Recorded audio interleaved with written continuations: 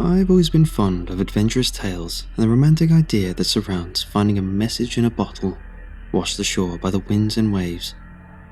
I also just happen to be a part-time history nerd. So, when I found a parchment-filled bottle on the seashore in real life, you can imagine my excitement. When I uncorked it though, I discovered no old-forgotten love story or new discovered chapter of history. What I found was a truly disturbing answer to the unsolved fate of a ship and its crew. The bottle contained several pieces of yellowing parchment covered in hastily written cursive. The writing scratched across the page. The time it had withstood made it difficult to read, but nevertheless, a large portion of it was still legible. The translation of what can still be made out is as follows. Sancta Salvador, June 15th, 1556. Strange events have befallen the Sancta in the past days after leaving the island. I write with haste because I fear that I may suffer the same fate as the rest of the crew. We set sail from the island several days ago, and all was well until our ship's quartermaster, Diego, came down with a fever one eve. He was quarantined to his bunk, thrashing about in his sheets like a madman. The agonizing expression on his face was highlighted by the sweat of his brow. Blood-tinged foam gurgled from his lips when he screamed, and he seemed to worsen with each passing hour. The strangest part of the condition, though, was that he kept scratching at his eyes. The corners were reddened, almost bloody from his constant scratching. Sailors are a superstitious lot, and the most devout practitioners of the old ways went to the captain in concern. These crewmates seemed to believe Diego was suffering from the early stages of. This bit is unreadable on original parchment and has been omitted from transcription. The captain disregarded the idea as absurd and ordered nothing to be done. Later that night, a terrible storm descended upon us. The sea surged beneath the ship. Waves crashed over the bow, washing even the strongest of our men off their feet. It was in vain that we attempted to keep the lanterns lit as gusts of salt-filled air snuffed them out of existence, plunging us into darkness. So we toiled in the black, pummeled by the mighty rage of Calypso until dawn. The rising sun brought calmer seas, and it was the early morning light that revealed Diego's bunk to be abandoned. The surprise caused accusations to fly, and the crew has been on edge since. Some say perhaps he took his own life to escape the torturous suffering of the sickness. Others believe someone cast him overboard in the dead of night, out of fear his condition may be unnaturally connected to the raging seas. Alas, a thorough search of the ship left us without an answer. A deep sense of unease gripped the crew that entire day as we sailed. The men were already yearning to reach our home country's shore, and the events of the night did not help. That evening, I was awoken from my hammock below deck by a scratching sound. Soft, high-pitched scratching that would continue for a moment and then fade back into the ever-present swaying sound of the seas. Annoyed at the thought of a rat's nest in the crew quarters, I swung myself down from my hammock and grabbed a lantern. The sound stopped. I waited, motionless, and the sound started back up again. Holding my lantern up to peer down the rows of bunks, the ship hit a swelling wave which caused the lantern to swing. Its light cast in an arc from floor to ceiling. In the brief moment the light hit the far end of the room, I thought I saw a shadow.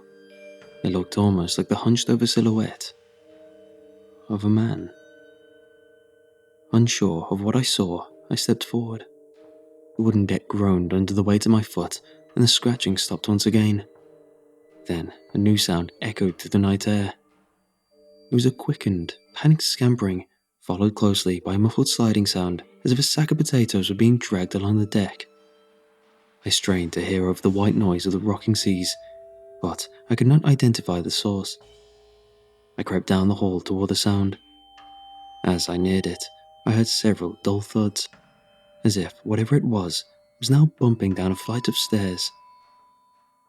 Lurking forward in pursuit of the strange noise, I crept down into the darkness of the lower deck, careful not to creak the worn wooden steps as I descended.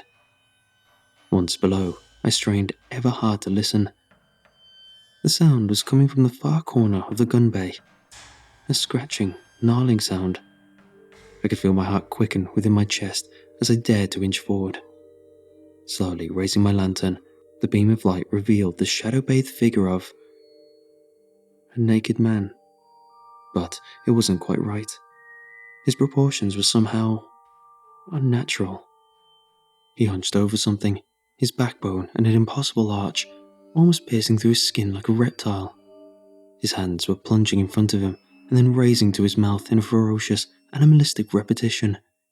His back blocked my view, so I slowly started to wheel to my left, holding my light ever so carefully.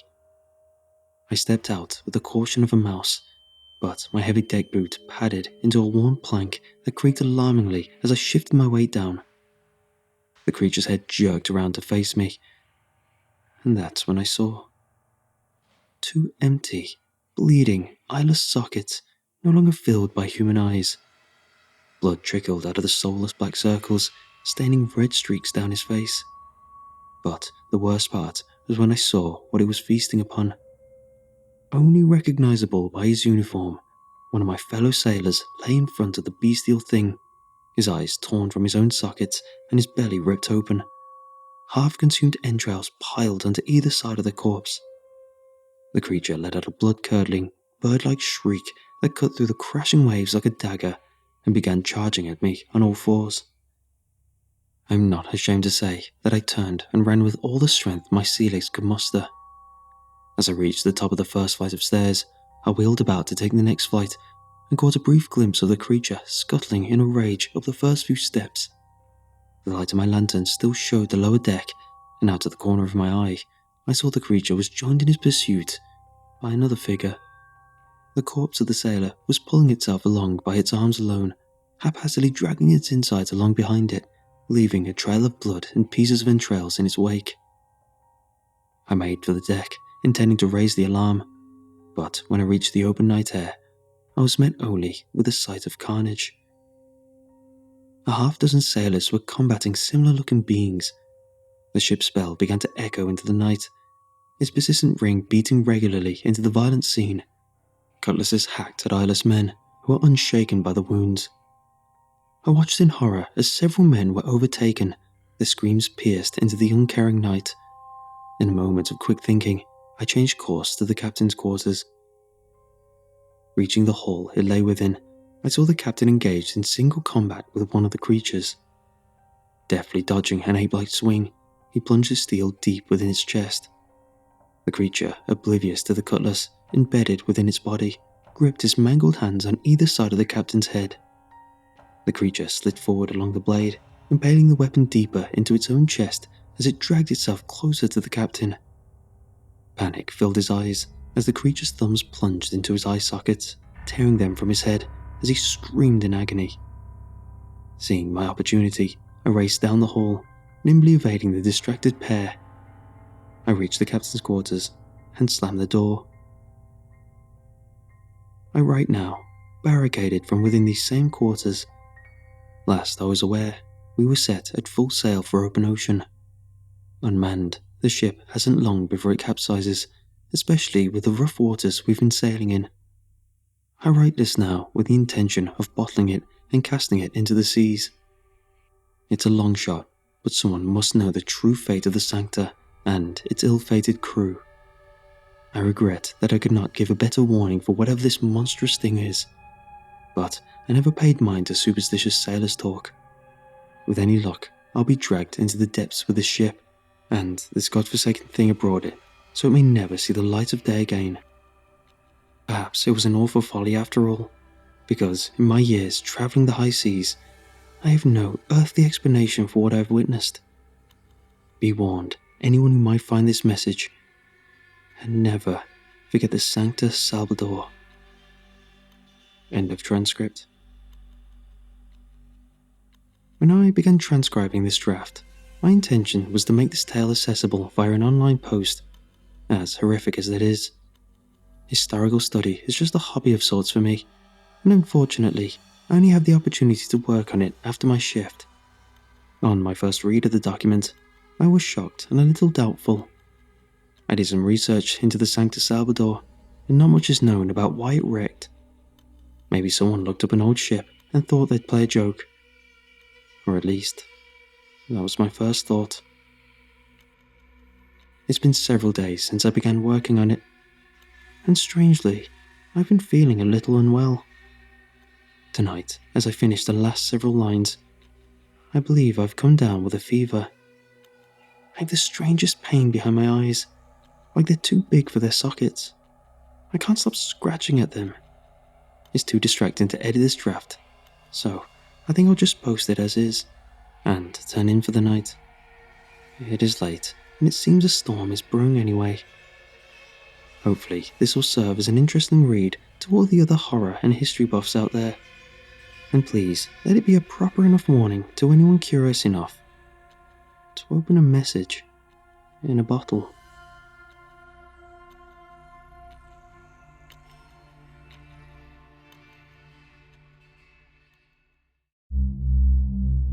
In 1981, at the height of the Cold War, the Russian government launched a low-orbit spacecraft under the guise of scientific exploration. The vessel was, in fact, militarized and equipped with 2 nuclear warheads. Its purpose? A dead man's switch in the unlikely event that the motherland and her arsenal of nuclear submarines were compromised. The Russian government, however, lost contact with the spacecraft shortly after it breached the atmosphere. After 8 weeks of radio silence, it was considered lost to space. Then, in September of this year, a mangled bolus of debris crash-landed in the Nevada Badlands. Neither the nuclear warheads nor the 2 cosmonauts' bodies were recovered in the wreckage. One thing, however, did survive. This journal, found in a blast-proof box, provides a haunting glimpse of the cosmic atrocities living just beyond the light of our world. Its transcript, obtained and translated by me, is seen below in full to preserve its integrity. Its opening page bears no names, no dates, no times. It reads simply, "Death of the Cosmonauts." My Cossack sensibilities betray me. I know the shadow men who swim through the stars must only be a figment of my tired mind, because none of God's creatures were born to survive the great crush of his magnificent creation, the cosmos. But now, after the death and revival of my comrade, faith evades me. The shadow men are true. They move like snakes and speak in voiceless tongues. Some are bigger than others, but I hear them all without rest. Their words curl and writhe through the hum of thrusters, rattling into my skull and weary mind like hot pokers from a burning hearth. I miss my comrade. He watches me through the porthole as I write. Even now, his face torn into a distended grimace, so much like Munch's The Scream, a dreadful smile that fills my stomach with pain. His teeth are black, and thick fluid the colour of dead stars gurgles down his ruined sockle. I can see a shadow man beneath him, wearing his expired body like a husk. When I look at him, his haunted, unblinking eyes, his forehead wrinkled in forgotten agony, I see fingers clawing up from beneath his skin, stretching it like dough under Babushka's hand. I don't have long now. With the final hour upon me, I find myself alone. Alone without the voice of my lord or my comrade to quell the agony. But no, I'm not alone. I know he's with me. The false god I thought I knew, but no, not at all. They're also with me. Them, the ones who drive the shadow men across the plains of time like cattle in an American Western film. The forgotten creators.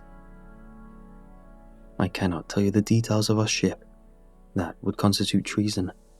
But I will tell you it operates like a shuttle, with an array of vestibules that serve as our rest and recreation quarters. The launch was elementary. A rocket carried us through the sky and into the black beyond, dispatching us like a payload before returning to Earth, leaving us to drift through the inky chasm that lines our world like a blanket. The malfunctions began almost immediately, starting with false readings, low fuel, thruster damage, and ending with total loss of communications. We found ourselves alone. With no downlink or uplink, we found ourselves stranded to the stars, left to float voicelessly through the great unknown like men shipwrecked in a child's dream. We spent a week doing maintenance, manual readings, but since communications had yet to return, we made a mutual decision to abort the mission and return to Earth. That's when the silver disc came into view. As big as a planet it was, not floating, no, simply hanging in the stars ahead. It took not the appearance of a solid object, but a portal, as if God himself had punched this silver hole through the fabric of space. We watched from the command module as it grew on the horizon, grew like a foul sun barreling toward us. "My God," whispered my comrade as the unlikely vision roped us into its vacuum. Then, it all went rotten. We fell back on our training, using expelled pressure to try and pull the ship away. Sweat fell in hot pints, pulses rose, our panic climbed to a fever pitch as false light, cold, silver light, flooded the command module. But I think, especially now, that it wasn't light at all, for light is silent, and this was not silent. It was deafening. A high-frequency scream, the unbearable cry a dog must hear from a silent whistle, rode the awful light, needling at my eyes, picking at my ears. It filled my lungs with fluttering dread, turning my insides into a cloud of dead leaves whipped into a frenzy by the wind of fear. I clawed at my head as the wind built. The heavens were one great thunder, and our ship rattled and shook and crushed through the silver void into... I blinked and saw only red, a hellish carmine like hot blood from a severed neck. It surrounded us. It was dreadful, and something jumped into my ribs and I yelped, the sound of a small dog with its tail in the door. I looked over and saw my trembling comrade, his body twisted and convulsing, hands torn into rigid claws, eyes showing only the whites as a bib of red foam curled down his jumpsuit. I cried out, not his name nor a word, merely a frightened syllable, and reached out for him. Then I saw what surrounded us. We were no longer in the stars. That place, the bleeding place, was the devil's nightmare, and the horrors it bred, the things living in silent tandem beside our world, were just now waking up. I dragged my dying comrade out from the command module and into the medical station.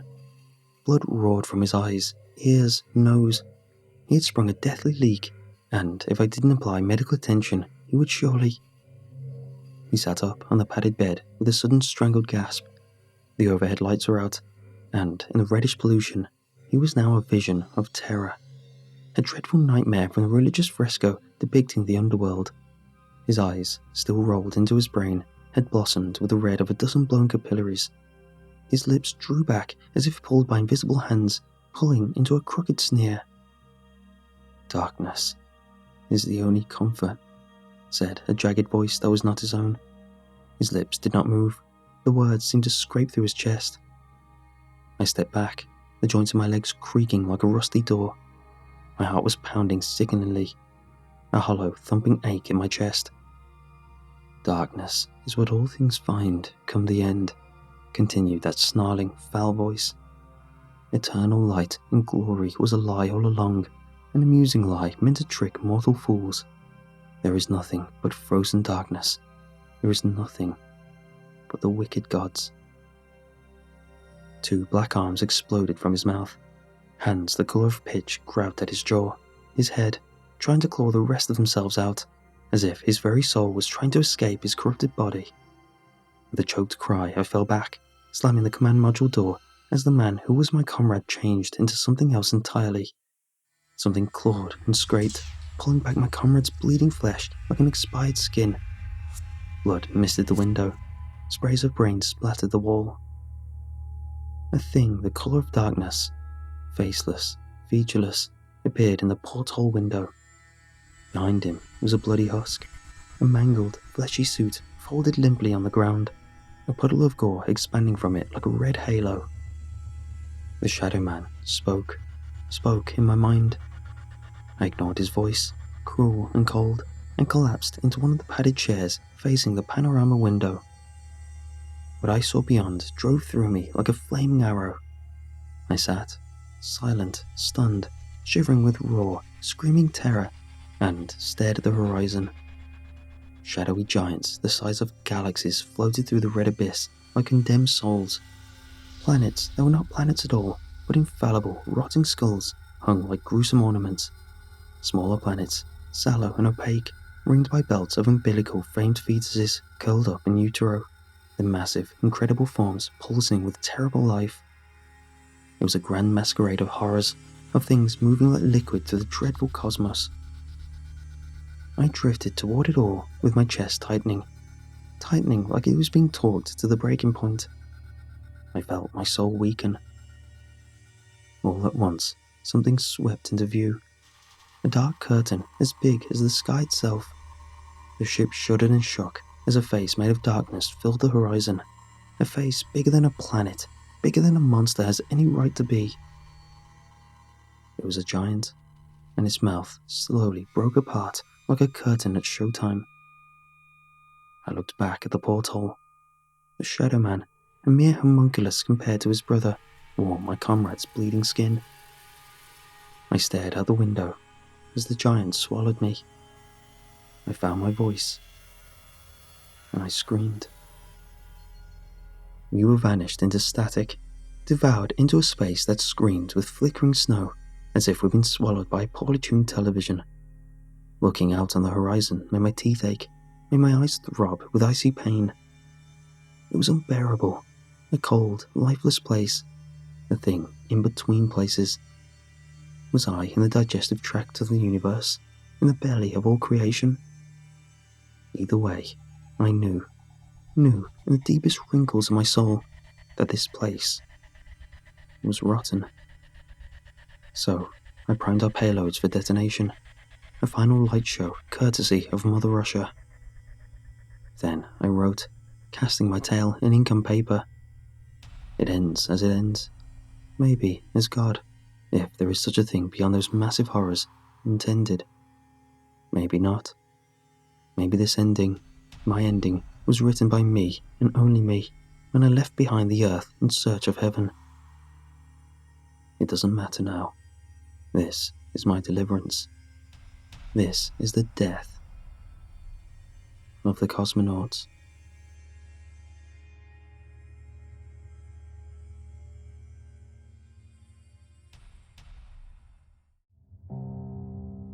When I signed up for the National Teaching Program, I imagined I'd be sent to the Chicago inner city or the Deep South, not this quaint, quiet New Hampshire town. I just couldn't understand why the place struggled to keep teachers, or any other out-of-town professional for that matter. There were always vacancies, even though there's virtually no crime, friendly people, and most of all, beautiful countryside. When the colours change in fall, the town looks like a postcard. Better than a postcard, in fact, because no flat image could capture the vibrant yellows, flaming oranges, and rich ruby reds that cover every hillside. Tourists drive for miles just to stroll through the colourful rain of falling leaves or snap pictures of the morning mist rolling through apple orchards and barnyards. As a lover of pumpkin spice, Halloween, and all things fall, I was in heaven. Starting at the beginning of October, elementary-age students decorated the classroom with paper cutouts of ghosts and cobwebs, carved pumpkins, bobbed for apples, and read the legend of Sleepy Hollow. To my surprise, I got a lot of positive phone calls from parents praising the work I'd put into my classes and telling me how much their children had enjoyed them. Principal Harris even pulled me aside to tell me how impressed he was and mentioned that if I'd keep it up, he'd pull all the strings he could to get me a permanent position. Everything was going great. Until the day of the Halloween sing-along. I ordered a CD of spooky but kid-friendly songs, and on the chosen day, we turned out the lights, put lit candles inside the pumpkins we carved, and sat in a circle to sing. I could feel the children's anticipation build as I turned the CD player and hit play. After a few creepy sound effects of fluttering bats, screams, and witch cackles, the first track began. Have you seen the ghost of John? Long white bones with all the skin gone. Ooh, wouldn't it be chilly with no skin on? As the second verse began, I looked around the classroom. Something was very wrong. The children, who usually loved to sing, were silent, except a few who were crying. Most of them had plugged their ears with their hands. I'd expected the songs to be spooky, but this... Running footsteps announced the arrival of Principal Harris. He sprinted across the classroom and turned off the CD player like someone disabling a bomb at the final second. "Are you nuts?" he panted. We're gonna have a talk about this after your class. Don't ever play that song in this town again. Understand? Give them, I don't know, some notes to study or something." The after-class meeting with Principal Harris was awkward, but I wasn't sure if it was worse for him or for me. He kept picking things up from his desk and setting them down again, looking out the window and sighing. Finally, he cleared his throat and got to the point. "As you know," Harris began cautiously, "this is a very old town. We even have one of those George Washington slept here B&Bs. Can you believe that?" He tried to force a laugh. It died in his throat. "Anyway, old, small towns like ours tends to have a lot of superstitions. They might seem silly to outsiders, but they're very important to us."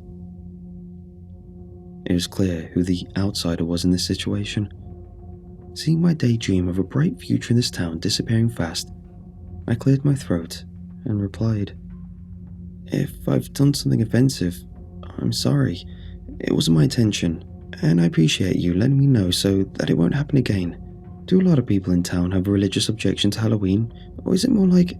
No, nothing like that," Harris scoffed. "We're not a bunch of Bible-thumping hillbillies up here. It's that specific song, and that specific story, in fact, that I need to ask you to avoid." "What, you mean that old folk song? The Ghost of John..." "Yes, that one. No need to say more. Let's just not mention it again, alright? You're doing great work here. I'd hate to see it cut short because of a silly misunderstanding. But why? Let's just drop it, okay?" Harris was almost pleading. It was like even discussing the song was too much for him. "I think I've said all I need to, and you need to get back to class." Ha. Another fake laugh. "Look, just one other thing. You can expect some, negative reactions around town when the children tell their parents about class today. Try to take it in stride. Remember, this is a very, very sensitive topic for us." I left the ugly, fluorescent glow of Principal Harris's office with a bad taste in my mouth and a burning curiosity. What could be so bad about a song, especially one that was hundreds of years old? I went through the rest of the day on autopilot and bolted for the library as soon as I could. The storied old building, with its red brick and shadowy white columns, was one of my favourite places in town. I spent hours there reading, preparing material, or just chatting with the librarian, Sarah Newman. "Hey Sarah," I waved to the frizzy mass of hair at the reception desk. "How's it going?" "Hello," Mrs. Newman replied curtly. "Can I help you?" I was put off by my friend's reaction, but I wasn't about to stop now. "I wanted to ask you..." "I'm afraid I'm very busy." Sarah Newman cut me off, adjusted her glasses, and went back to furiously stamping library books. But I noticed that she glanced up at me again, with a twinge of sympathy in her eye. "If you want to learn about town history, I suggest you check the newspaper archives, specifically the October issues from 1989, 1972, and 1958 should do nicely." The rubber stamp resumed its pounding. Our conversation was over. Soon, I was reading the headlines from October 1989. October 1st, students to sing about local legend in Halloween chorus. October 8th, protest against cursed sing-along. Are our children in danger? October 15th, a spooky success. Halloween chorus plays to a full house. October 22nd, local children abducted. Police suspect the worst. October 29th, 5 students found dead. Details inside. October 1972. October 1st, New York folklorist to study local legend.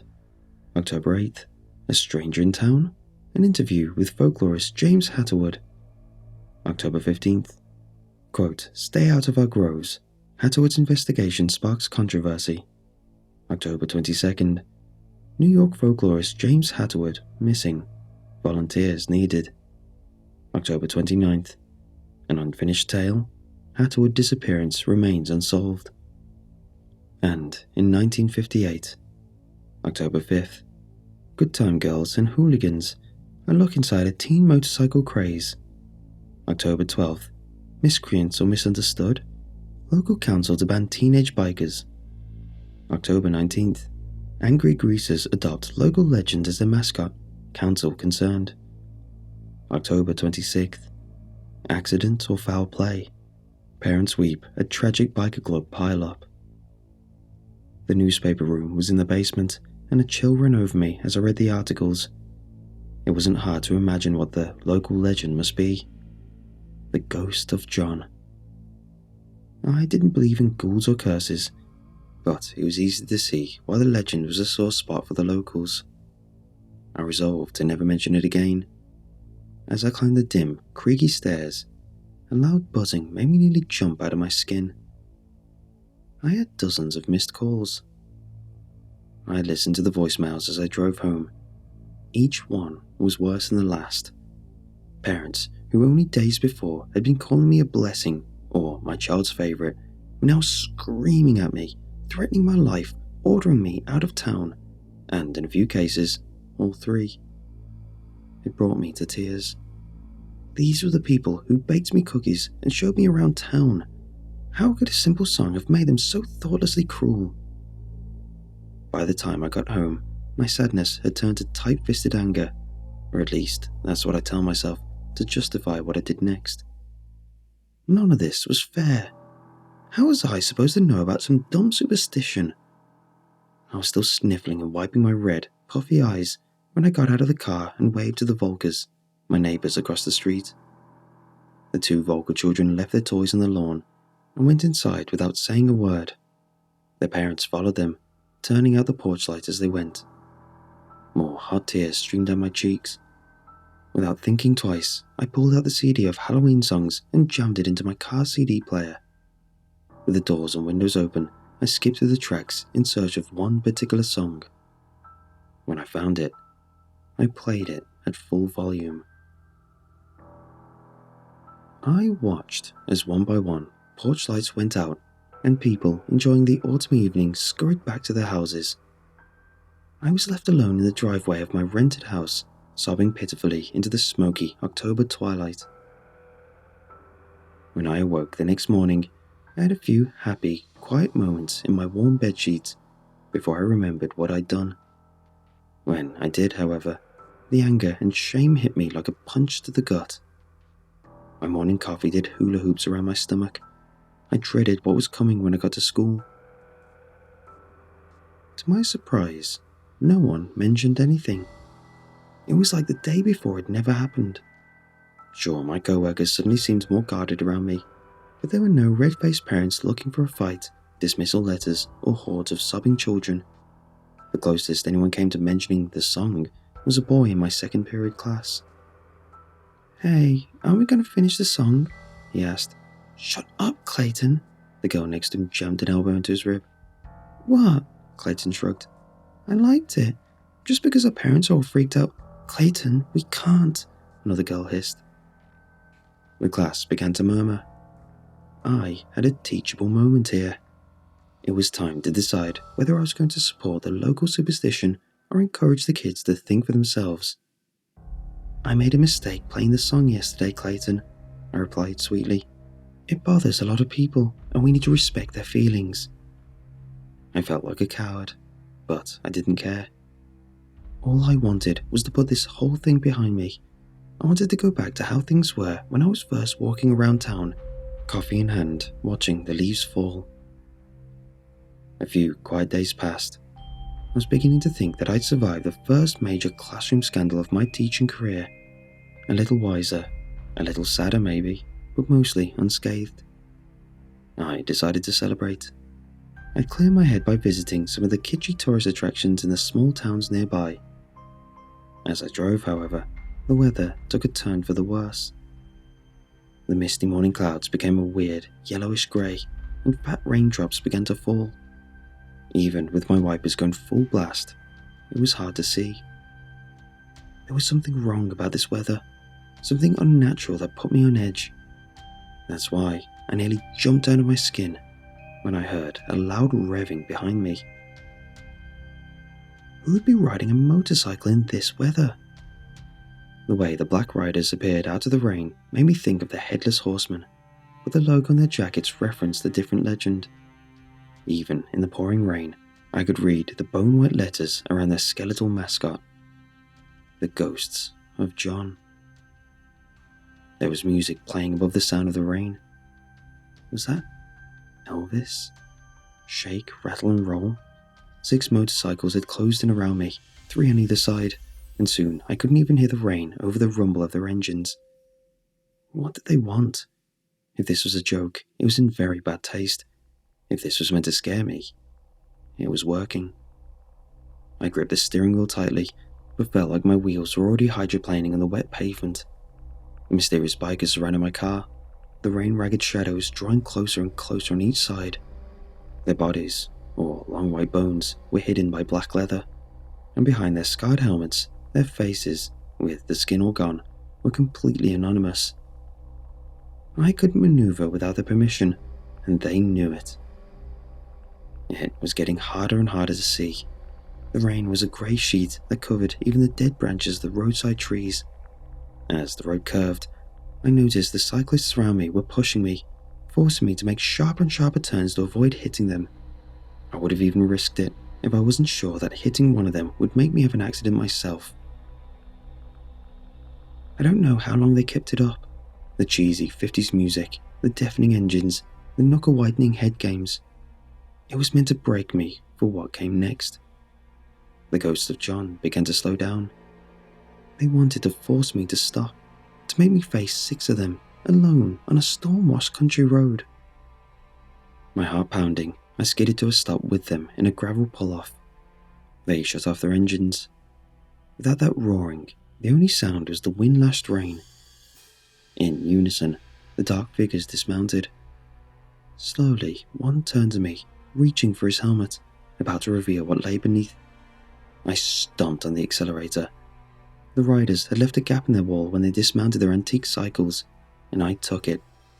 Although, whether I passed through the line because I got lucky, or because the bikers were something otherworldly, I couldn't say. I swerved madly on the slick, windy roads. I nearly crashed through the guardrail of a bridge and into the roaring waters below. Maybe that, I realized, was the point. I drove home as fast as the wretched weather would allow. I'm not sure if it was the damp, the stress, or something else, but my experience of the Dark Riders put me into bed with chills and a fever. Sleeping and waking, dreams and hallucinations blended so easily that I was unable to tell the difference. Like the man who I saw and heard pacing through the house, lost in thought. He had a long bowl cut and a beard of 70s style, and the suit jacket elbow patches of a college professor. When my eyes would flicker open, I'd sometimes spot him at my desk, scrutinizing yellowed manuscripts. The phantasmal professor's presence was almost comforting. As time passed, his behavior became more and more erratic, swinging from ecstasy to plate-smashing rage. I'm sure I imagined the next part, because no human could have survived it. I woke in the depths of fever sometime in the lost hours of the night. I dragged myself to the kitchen to make a cup of tea. When I returned, I saw the professor, plain as day, backlit by the lamplight. He was surrounded by dangling, skeletal figures like puppets. They hung from every available surface. In front of him was an antique wooden trunk. He held a bowie knife in his hand, and he was laughing. Of course, I thought I heard him giggle. So simple, why didn't I see it before? Cheerfully humming the song, the professor peeled away thick, juicy cuts of his own flesh. He kept going, in fact, until there was nothing left. When he'd finished, he put the skin suit in the chest, sealed it, and carried it off still chuckling to himself. I blinked. The hideous vision disappeared. I slipped back beneath the sheets and sipped my tea, wondering what my feverish brain would kick up next. By Monday, I felt better.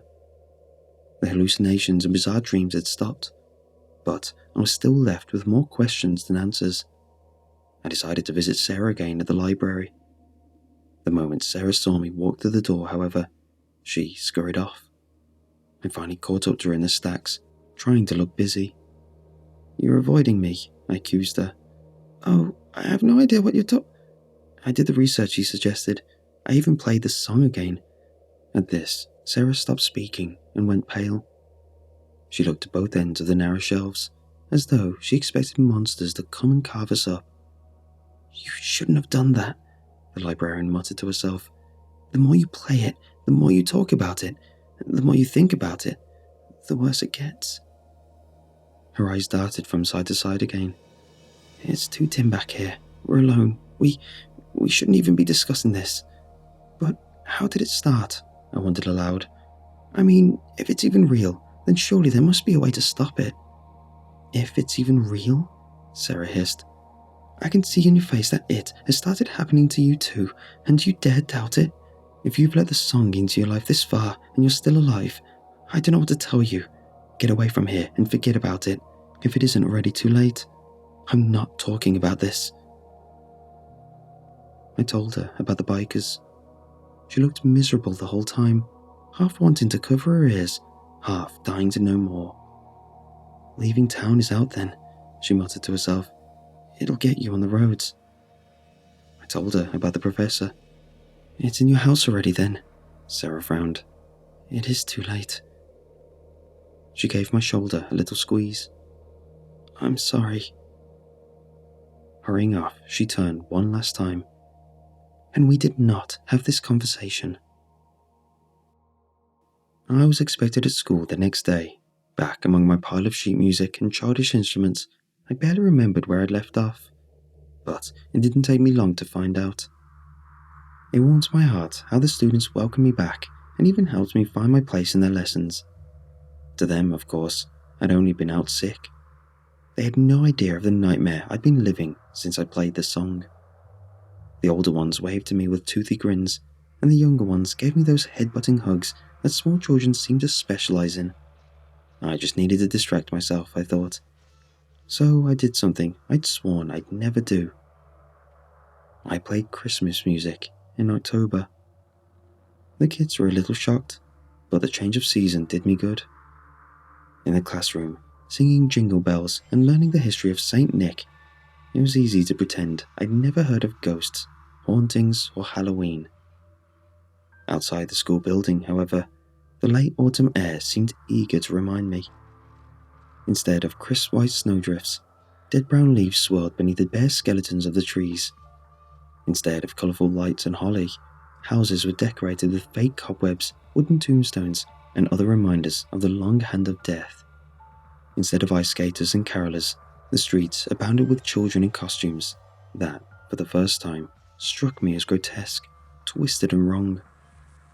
When the trick-or-treaters jumped out from behind hay bales or pumpkin piles, their masked faces frightened me far more than their intended targets, who ran away shrieking gleefully. What was fun for them had become, for me, deadly serious. I realized how much I'd been affected when I looked out the kitchen window a few nights before Halloween.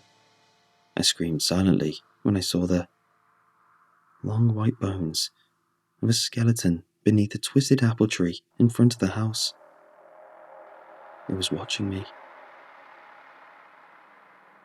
I don't know how long I stood, staring into the black pits of its eyes, at its hideous bony grin, its dead intensity. But finally I realized that it wasn't moving. With a kitchen knife in my trembling fist, I crept outside to face it. I saw the string.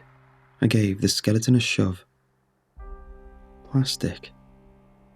I was still laughing at my own pathetic fate when I felt a tug on my elbow made me turn. A child was there. Was it one of my students? "Excuse me, miss," the child rasped. "Can I have some of your skin?" What? I was sure I misunderstood. "Can I have your skin, miss? It sure is chilly with no skin on." That was when I realized the child wasn't wearing a costume.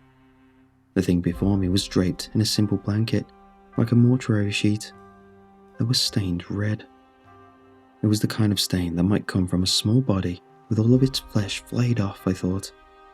There were no eye or mouth holes for the child to breathe the blood-soaked fabric, and it held only a single tallow candle for light. I backed away, slowly. I didn't start running until 4 other identical shapes drifted out of the gloom, candles flickering on their faceless wrappings. Despite their small size and inability to see, they pursued me quickly through the cracked bracken, mud, and heaps of leaves. They come between me and my rented house, and, like a panicked animal, I bolted dead ahead, and straight into the woods behind my house. Soon the only light came from the candles held by the 5 child-sized figures that pursued me through the damp and foggy darkness. Tripping and slipping over gnarled roots and rotten logs, I understood with horror that I was being herded. The destination was clear. A silvery clearing dominated by a single dead tree. Now that I've stood in that clearing, I say that I have, indeed, seen the ghost of John. Oh yes, we all have. The 5 student singers, Professor Hatterwood, the town's first motorcycle gang, other figures too old to name, and still others who walked in those woods before names even existed. We have all seen those long, white bones. I don't know why I was allowed to leave the clearing. Perhaps the ghost wants its song and story spread, or perhaps it knows that I'll be back before All Hallows Eve. You see, where the haunted child touched my elbow, a grey spot began to grow. Little by little, the flesh around it grew pale and crumbled away like dust.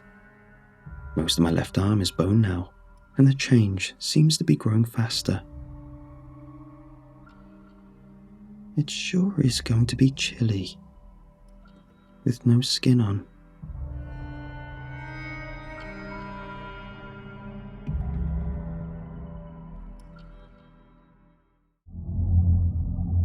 I never imagined myself as a homeowner. Like a lot of people in my generation, I saw having a house of my own as an impossible pipe dream. And besides, I didn't want to get tied down or take on even more debt. But the house on 242 Mulberry Lane changed all that. Of all the cringy, cliche things I did after my last breakup, the only one that doesn't hurt to think about was applying for a job in a town on the other side of the country. It was a Hail Mary, but all I wanted was to get out of the toxic mess I was in and into a place where I didn't know anyone and nobody else knew me. A fresh start. The video connection must have been bad enough that the interviewer couldn't make out my hungover eyes or hear the quaver in my voice, because I got the job. Although I was intimidated by the high pay and responsibility, I took to it better than I'd hoped. My new co-workers were kind, quirky people who helped me to meet people and come out of my shell, and soon I'd fallen in love with the town we all called home. I was so sure about my new life that I started looking for a house to buy after only 1 year. I soon discovered that rent is astronomical in this idyllic little Pacific Northwestern town, and real estate prices are sky high. Even with my high salary, I doubted I'd ever be able to save enough for a down payment while also paying rent, bills, and my student loans. Every place I found was either so expensive or so shoddy that it became a sort of dark game among my co-workers to see who could find the worst house for sale. When I first saw the ad for the Mulberry Lane house, my first thought was, okay, what's wrong with it?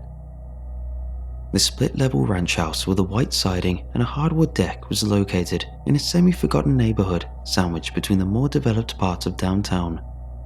Nothing suggested that crime was a problem, and the price was so low that I was sure someone had forgotten a decimal point. I booked a walkthrough immediately. The place was solidly built and spotlessly clean. The friendly agent explained that it had stood vacant for a few weeks since the death of the former owner, an older woman who lived alone. Apparently, there were no suspicious circumstances surrounding her death. She had simply drowned in the bathtub. I wondered if that was the reason for the spotlessness of the place. It was as if the sellers had wanted to scrub away every last memory of the former occupant and her death. The hair on the back of my neck stood up as I peered into the darkness of the bathroom. Would I really be okay living in a place where someone had died recently? I told myself that I was being silly, that in my countless moves from apartment to apartment, I had surely shared a space with the newly departed dozens of times. Suddenly, I wasn't so sure about all this, until I walked out the door and turned around to look at the place one last time.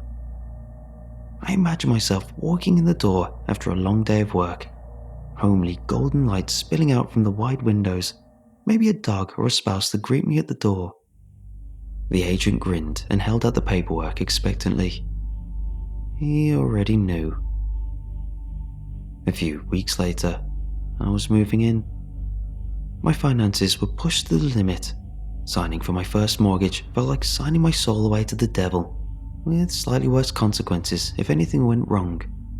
But as my pen hovered above the dotted line, I reminded myself that I'd never find an opportunity like this again.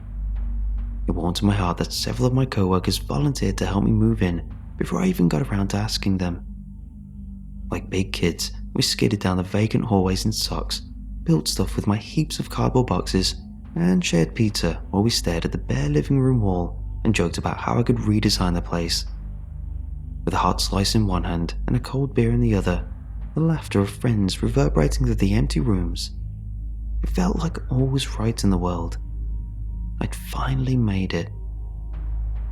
"Dude," my manager exclaimed, wiping his hands on his pants, "I think you might have a leak." He'd just come from the bathroom. Frowning, I followed him back down the hallway.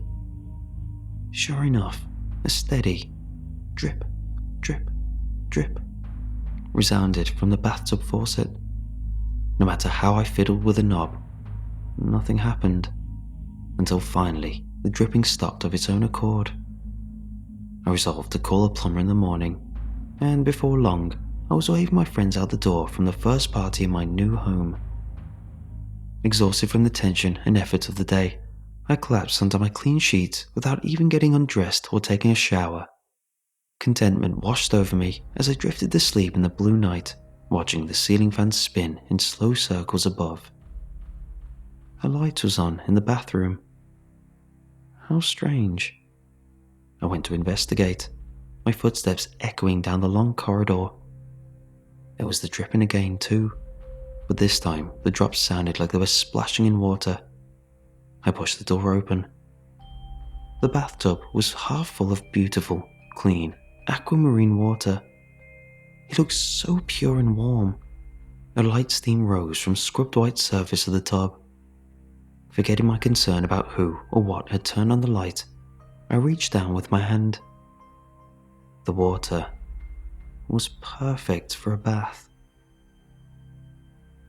The fat, wrinkled hand that grabbed my neck from behind was bloated to twice the size of what a normal human hand should be. With irresistible strength, it jammed my head beneath the surface of the water. The more I splashed and fought, the more oxygen I lost, until finally I was taking deep gulps of bath water. The hot liquid was pouring into my lungs. I awoke with a start. The house was silent. No lights, no drips, no horrible dead hands. Just me with my hands on my chest, soaked in sweat. I went to the kitchen for a glass of water, trying to shake the horrible dream from my mind. The sweet, crisp liquid was delicious and brought me back to my senses.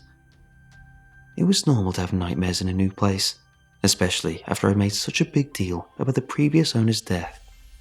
I was letting my own head mess with me. After another cool glass of water, I returned to bed and fell into a dreamless sleep. It took me about a week to realize I was subconsciously avoiding my own bathroom. I usually worked out at the gym across the street from work and showered there. I brushed my teeth in the shortest time possible, and took care of other necessities in the smaller, toilet and sink only bathroom on the lower floor. I didn't think that I was still having nightmares about it, but maybe I just didn't remember them. Maybe I didn't want to remember them. Something had to be done. I went to the local store and bought the gaudiest, most garish stuff I could find. A hot pink shag rug, a lime green shower mat, a cow-themed fluffy towel set, and, for some reason, a bunch of tiny cactuses. Once I decorated, I drew myself a hot bubble bath and sank blissfully into the warm water. I closed my eyes and sighed. If this was facing my fears, it wasn't so bad. I splashed around in the bubbles until I got bored, then went to drain the water. As my eyes opened, I swear I glimpsed something grey and swollen floating just beneath the bubbles. When I swirled them away, however, it was gone, whatever it was. I toweled off, content with my conquest. I was feeling so confident, in fact, that I'd hopped back onto the dating app I'd given up on a while back and sent a few messages. To my surprise, I soon had a date. After a few beers and a long walk around downtown, we ended up in bed at my place. I'd never had anyone stay the night at my home before, and even though we'd just met, it felt good to fall asleep with them nuzzled up against my chest. I woke sometime in the night, however, to find them gone. I propped myself up on one elbow and scanned the blue dimness of my bedroom. Had they just left? I crept to the window and opened the blinds, peering out into the lush, lamplit suburban street.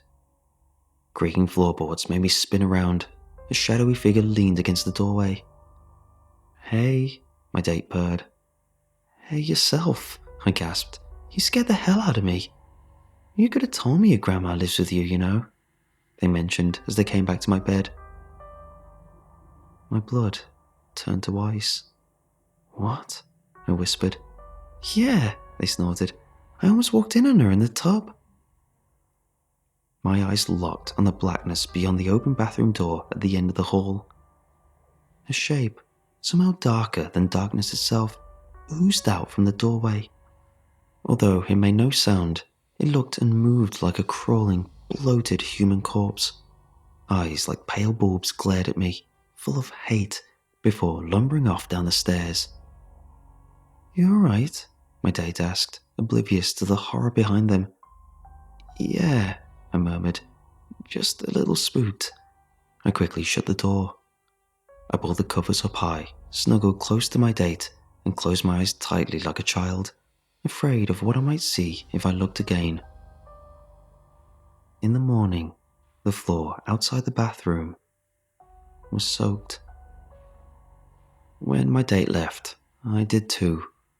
I didn't have it in me to stay home alone with the shadowy hallways and nothing to break the silence except the sound of dripping water. Instead, I went to the library. I'd always looked down on the crazies who believed in exorcisms and psychics. Now I was looking them up online. The first priest I asked about an exorcism laughed and hung up. The second told me I was paying a just price for a life of sin. The third, an older man with an Irish accent, was much more kind. He suggested I put up a crucifix, place a Bible under my pillow, and pray each night before bed. And if that didn't work, call him back. Most of the psychics, oddly enough, had busy or disconnected numbers. One wanted payment just to talk to me. Another promised that she could cast out the demon without leaving a trailer, if only I'd mailed $200 to a P.O. box. Once again, the third time was the charm. Chanting and birdsong were in the background sounds of my next phone call. I could practically smell the incense through the phone. The pleasant young woman had a smooth, reassuring voice and promised to meet me the same evening for a reading of the house. If she couldn't solve my problem, the visit would be free, she said. Apart from earth-tone clothes and some tasteful jade jewellery, there wasn't much of the stereotypical psychic about the woman waiting in my driveway when I returned from the library. She looked more like a professional art instructor than a hunched crone in a shawl who played with crystal balls. With a smile, she shook my hand. Her name was Amy. We took a seat on the stoop while I told my story. Amy was a good listener. I've never been around bad ones to know the difference. She seemed to be taking mental notes as I spoke. I was neither too judgmental nor too believing in her responses. When I'd finished, I stood, went inside, and held the door open for my new psychic friend. It was eerie, the way Amy stood perfectly still on my porch, like she was preparing herself for something. She took a deep breath, and the shadow of her hair hid her face as she stepped inside. "So, the bathroom where all this started is right upstairs," I began, leading the way up the carpeted steps. When I turned, however, Amy had frozen again, like she was a statue in the middle of my living room. I sighed, then waited. "Amy?" I asked finally. There was no response. I trudged back down the stairs, worried that she might be having some sort of attack. Her eyes were closed. It was difficult to tell if she was even breathing. "Amy," I ventured again. I reached out to touch her arm. The scream felt loud enough to shatter glass, and it kept going. Long after Amy should have worn her throat raw or run out of air. Tears rolled down her cheeks from wide open eyes. I shook her, slapped her, and when that didn't work, dragged her out of the house. The moment Amy's feet touched the porch, her face returned to normal. She backed away, tripping from my open doorway. I'm sorry, she whimpered. "I can't." "Amy, what's going on?" I called after her, alarmed. "What happened?"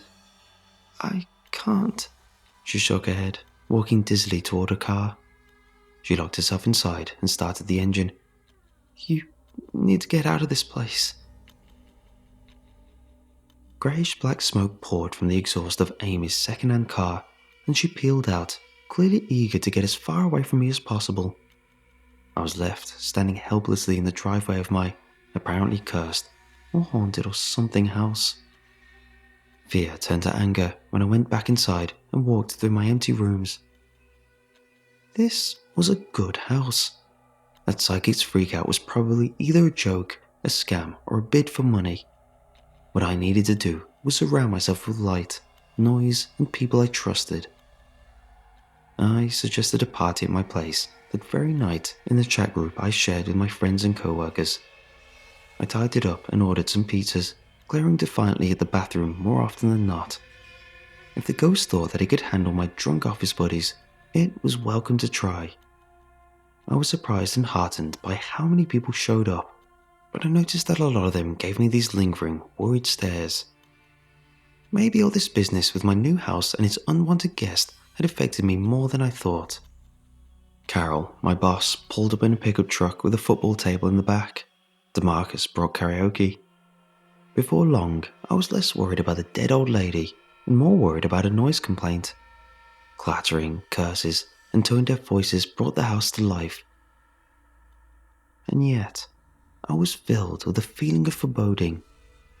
I drank more than I should have. The wall I leaned against was smooth and cool beneath my hands. Why hadn't I always walked like this? But the hallway swayed. The bathroom felt like an infinite distance away. The bathroom door was closed, but the lights were off inside. I opened it with my body and plunged through the darkness for the toilet. I ran right into wet, bare skin. I shrieked, jumped back, and threw on the light.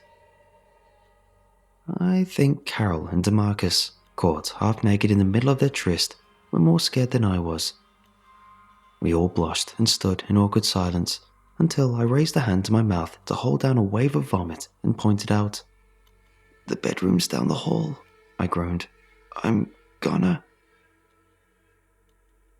When I woke up, someone had laid me on my side on the couch. My mouth tasted cotton dry and sour, and the darkness seemed infinite. The digital clock flickered in the blue night. I heard the sound of running water from the kitchen. I staggered in to find DeMarcus bent over the sink, drinking water straight from the tap. "Have you tasted this stuff?" he garbled. "It's delicious. Once you start, you can't get enough." I grunted.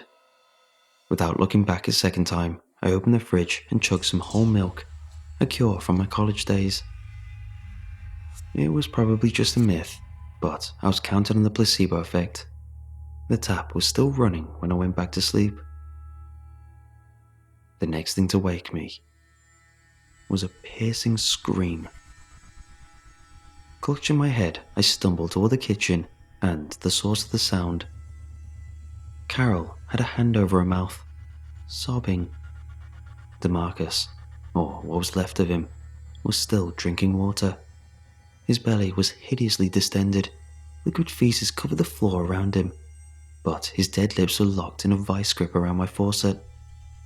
Even so, the water that escaped ran down his bloated body to join with the lake that used to be my kitchen. Then, it was my turn to scream. Carol was already on the phone with the police beside me. She even stayed with me when they arrived, and during the brief interrogation, which might have been what saved me. I was in shock and could barely even answer their questions with a yes or no without her help. I won't go into the details of the cleanup, the investigation, or how I took some vacation to visit my parents for a few weeks. I barely remember it anyway. The only thing I remember clearly is seeing DeMarcus' twisted, waterlogged body each time I closed my eyes.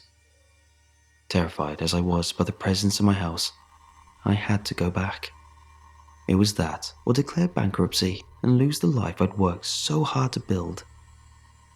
With everything that had happened, I'd accidentally ghosted, for lack of a better word, my date from the app.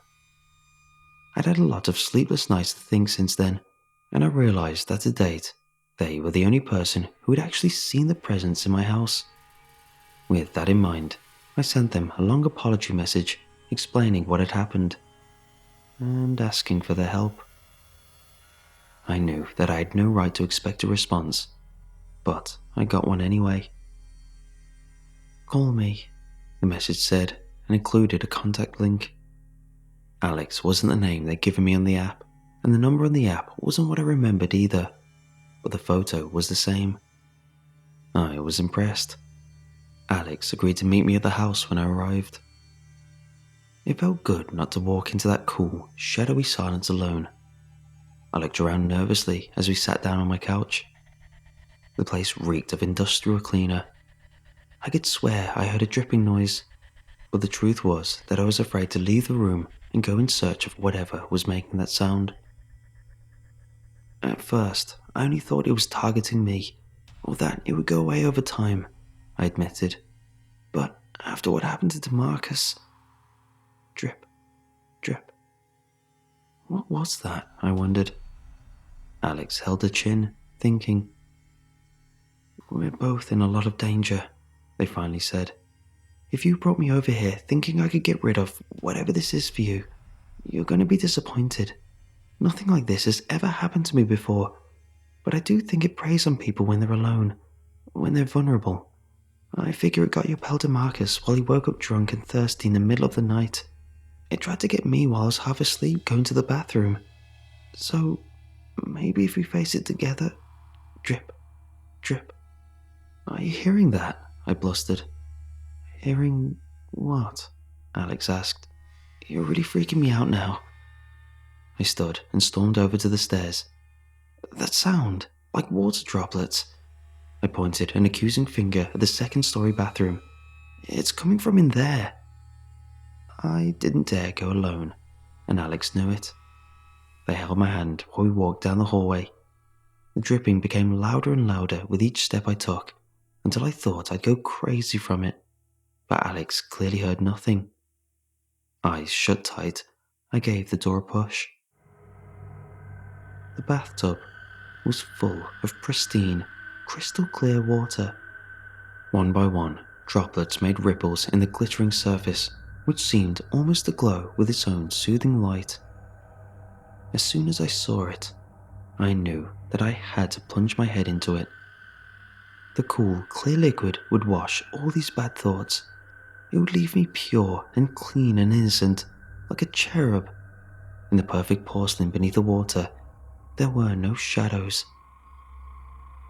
The next thing I remember, I was dragging myself on the hallway carpet, soaked from the waist up. I was fighting, screaming, doing anything to get back into the bathtub, and Alex was doing all they could to stop me. "You're drowning yourself," I screamed, as I finally came back into control of my body. For a while, we both lay there, panting, the open door of the bathroom looming hungrily at the end of the hallway. Finally, Alex broke the silence. "Dude, have you thought about just getting rid of the bathtub?" That was exactly what I did. I had to go into even more debt to do it, but by that point, I was willing to pay any price. I found myself hovering around the workers as they did their remodeling, full of guilt for what I hadn't told them and what I was afraid might happen. Nights I spent at Alex's place, we started seeing a lot more of each other since they'd saved my life. Showers I took at the gym. The way water blasted from the showerhead that swirled down the drain still filled me with a kind of nameless dread, but the racket of the locker room and the presence of other people helped. So did shutting my eyes. When I did, it was harder for my brain to imagine a grey, bloated female corpse standing right behind me in the shower box. Finally, the job was done. The workers hauled everything to some scrapyard when they left, leaving no trace of the room where the former resident had met a sorry end. Life returned to something resembling normality, and while I continue to shower in the gym, I've been able to come to terms with the strange events at 242 Mulberry Lane enough to write about it. Until this evening, I thought I put it all behind me. Around sunset, a junky-looking pickup truck pulled up in front of the house. I could hear its rattling exhaust from the kitchen. The driver and a few ragged passengers got out, pulled a tarp off of something, and started unloading it onto my yard. It was a bathtub. Her bathtub. With horrified glances at the thing they'd just dumped, the trespassers sped off. I don't know if they bought it, stole it, or scavenged it. I don't know how they came to know its origin. But it's back. I find myself looking over my shoulder out the window at it while I type. The darker it gets, the more shadows seem to flood from the tub toward my front door. And I'm afraid of what I'll see in my window if I look away too long. A swollen, drowned face, round and rotten as an old pumpkin. A mouth bleeding an endless flow of water. Now that the moonlight is touching it though, there's something beautiful about that old tub. The way it sits there, bone white on the lawn. It looks so peaceful. I think I'll go lie down in it, feel the pale light on my skin. After all, it's been such a long time since I've had a proper bath.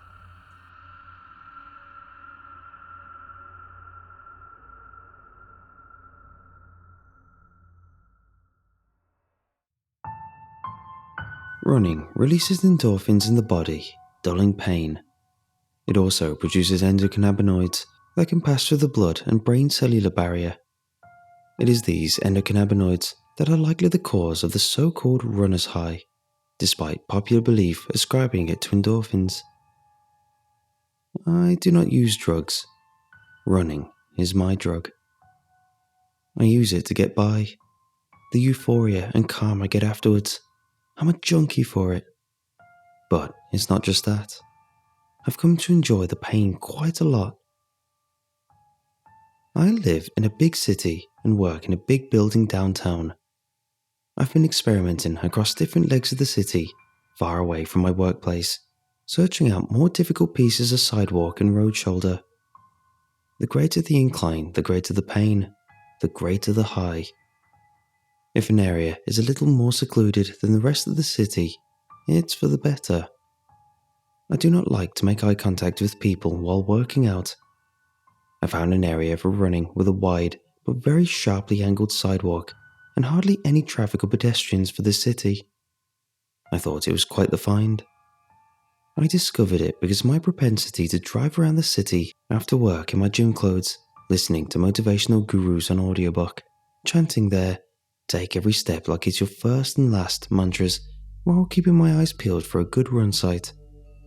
It was, however, in the shadow of a chemical plant. Its smokestacks jabbed the air, plumes of smoke like pus coming out a wound. I wondered if that plant was the reason for so few people in the vicinity.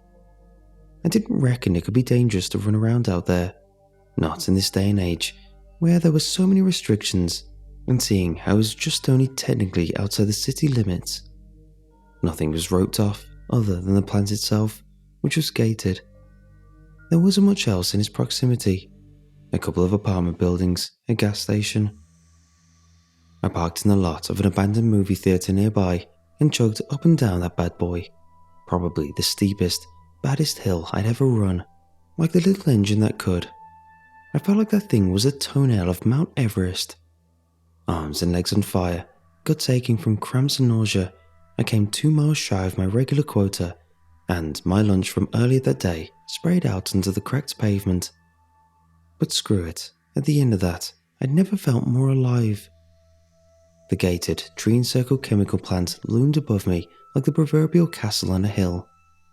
I sucked air and tasted salt and euphoria, the sweet sickness blooming in my blood-engorged brain. 3 days later, I swallowed something while running up that hill. I thought it was a bug. How many of you runners out there have swallowed bugs while running? Not to mention those who swallow while we sleep. Happens too often to count. More protein, right? I took it in stride and kept on running up that hill, even though I couldn't shake the feeling that what I swallowed had been oddly fleshy. Fleshy but airy at the same time, almost too light to be a bug. The next day, I was sick with strange symptoms. I didn't have a fever. To go with a more ordinary nausea, shakes and shivers, my depth and spatial perception were messed up in a way that made me think I had some neurological issues going on. Sometimes, when I reached for things like cups or my wallet or keys, I came weirdly shy of them, like my arms or hands were shorter than I remember, or like those objects had been moved away from me when I hadn't been looking. I'd hear weird sounds coming from my stomach, not the usual digestion or stomach growling type noises, but something almost like human speech, muffled so that I couldn't be sure. It would wake me up in the middle of the night. At times, it also felt like something was literally moving inside me. Immediately, I thought of the bug I'd swallowed while running. But how could it still be alive? I went to the doctor and had them administer tests, and I even asked for some brain scans that took a bit to set up. Those and the abdominal X-ray scans came back negative. Nothing of concern, according to the nurses and doctor. Blood tests were all good. The doctor said it might be stressed and prescribed me some anxiety medication, which I told her I didn't need. More running was what I thought I needed if it was stress related. I increased my intensity out there. I didn't want to move from that hill because it was good to me. It hurt me too good. I knew I needed to move to a new location sooner or later to confuse my muscles, but I was relishing it while it lasted. The symptoms, however, got worse. New ones joined the others, such as the sensation of floating away from my body and vivid mental images I kept getting of that chemical plant. There were close-up shots of the plant, as real as photos, and areas of it I obviously had not seen. So, one day, I stayed up near the top of the hill after my run. I climbed up another mile or so to the plant. There was a security guard hut out there with a barrier gate. I started to approach it, intending to ask the guard some questions, but I began to feel weird about it all. I stopped about 10 feet away and just stood there. It seemed silly. If I asked him about the chemicals that plant worked with, if he even answered me, what good would the answer do? Would that knowledge really help me on my next doctor visit? I decided I'd come back another day if the symptoms continued. As I was walking away, however, a car that had been outside the gate parked so inconspicuously under some trees that I hadn't noticed it before pulled onto the road and followed me down the hill. When I turned around, the car sped past me. It was a dusty, old station wagon. Its windows were so tinted by dust that I couldn't see inside. The following day, I saw the same car idling outside my apartment. Someone was waiting on me. He got out. A middle-aged man in a tweed wool hat, an oversized sports coat and baggy jeans. Other than his clothing being too big for his body, he seemed like an ordinary sort of person. "You were out near the chemical plant," I said at a distance. "Did I drop something out there?" I knew I hadn't, because I never run with anything on me other than my keys, which were in my hand. But I just couldn't think of any reason why this person would be parked outside my apartment. He walked closer. I fell back a few steps. "It's all right," he said. "I'm not with Puck Industrial or any associated party. I thought you might be at first. My name's Everett. I did some digging on you after following you out to your address. I hope you don't mind. Not to worry, just a freelancing journalist looking to crack a case. What brought you to Puck Industrial yesterday? Did you used to work there?" I wanted to tell him that I did mind and ask him where he got off thinking it was okay to follow some stranger out to his place of residence and do digging on them, whatever that digging entailed. But I was hung up on my symptoms. Maybe he knew something about what was going on at that plant. Maybe they were connected. "You interviewed the people that worked there?" I said. "Yeah, a few of them. They're lying. Above the table, it's one thing, but below the table, it's another." "I think I might have swallowed something," I said. "Maybe something chemical related floating out from that plant. That's why I was hanging out near the front. I've been sick. Doctor visits haven't helped much. This case you're looking to crack, what's it about?" "You swallowed something." At first I thought it was a bug. It was solid, meaty. Now I'm not so sure. I've been running up that road towards the plant because I like the incline. Chemical hazards be damned. "A bug," he said. "Yeah, maybe it stung me when it went down my throat, and I'm still reacting."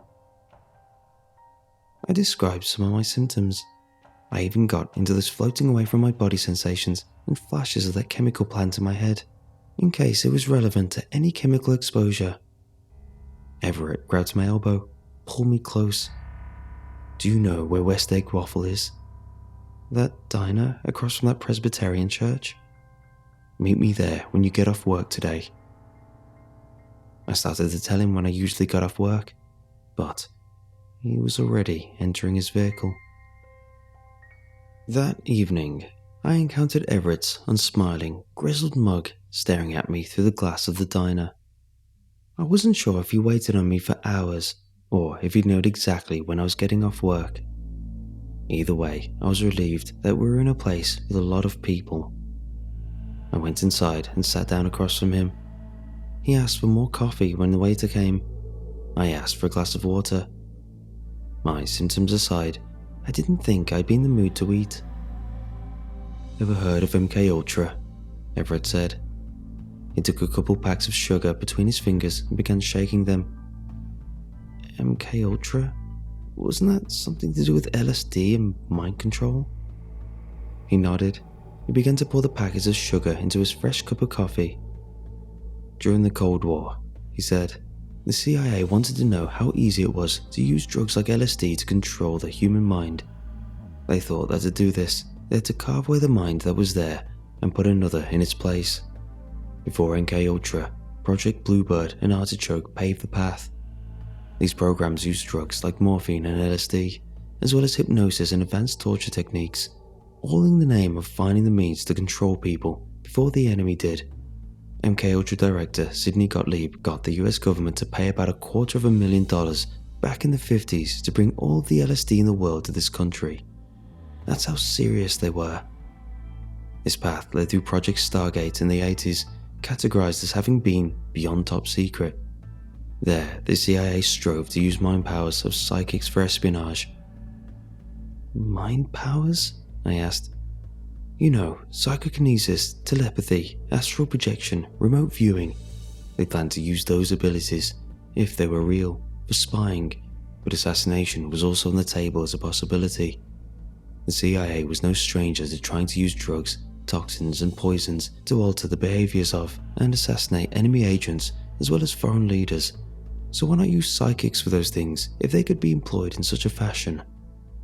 That's crazy, I said. Oh, it gets crazier.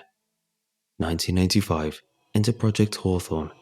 LSD, psilocybin, mescaline, and more experimental drugs were used in aggressive combination with genetic manipulation and torture to induce and heighten psychic abilities. That might have been a culmination. It clearly wasn't the end, however. You told me why you were out there at the plant. Now, let me tell you why I was. I've been on this trail for a while. My uncle lost his mind, not from bipolar disorder, but because of the treatment he was administered on behalf of one of those programs. He was also a criminal, theft and assault, so they really got to have their way without their bosses peering too hard. But despite his faults, some of which were beyond his control, my uncle was a good man. They transferred him to a special hospital. There they used isolation, sleep deprivation and shock treatment, to name a few. Then gave him megadoses of stimulants to bring him out of it. They'd shock him directly after administering the stimulants. It was like a hellish rollercoaster of drugs and electrocution. I know these things because he tried to tell my father about them before he lost his mind. The CIA spent many years figuring out how best to destroy people's minds, but they had a harder time attempting to install new ones. I'm sorry, I said. He waved his hand. That was back during the 1960s, towards the end of MK Ultra. I was little then, just getting started in grade school. But the effect it had on my father, his brother, was profound and lasting.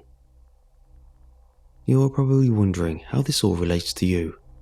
The facility you've been running near, it fronts as a chemical plant. It has long had some messed up stuff going on underground, so far off the books it might take a century to dredge up completely into the light. Unless something is done. Just what is going on out there? I said. He took a few gulps of coffee and he glanced at the doors before meeting my gaze. We're talking about decades of genetic engineering, drugs, torture, and psychic phenomena wrapped up into one small package. Sometime between the 1980s and now, they created something diminutive, invisible to the human eye and most technical equipment, and deadly as hell.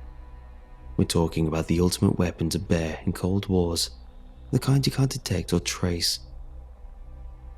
What we're talking about is the wee folk. The wee folk, I said. The wee folk. Elves, fairies, the fae. I was thinking, this guy is absolutely insane.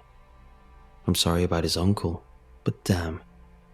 I'm pretty sure that they go back a long ways in folklore, before LSD and all that other stuff. Of course they do, he said. Don't know the project's name, but I know enough. I just need more evidence. From what I do know, those things aren't as tied down by time as we are.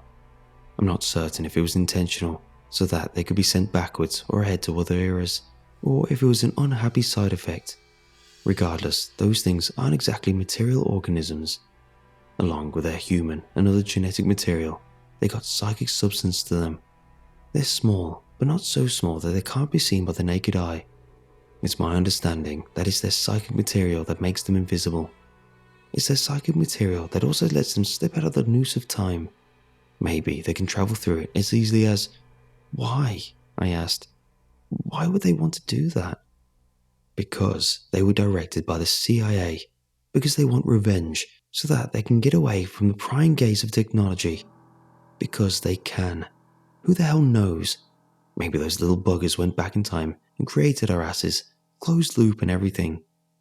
A couple of burly-looking guys came through the front door of the diner and settled down into a booth next to ours. They were rigid and silent, only breaking that to place their orders when the waiter came over. They wore casual attire like ill-fitting costumes. Probably a coincidence, but they got even me a little antsy. and I can only imagine how the conspiracy nut across from me felt as he too looked over his shoulder at them one and only one time. Geppetto, Everett said to me in a low, even tone, created a puppet that he could not control. It was a puppet that might be more real than him.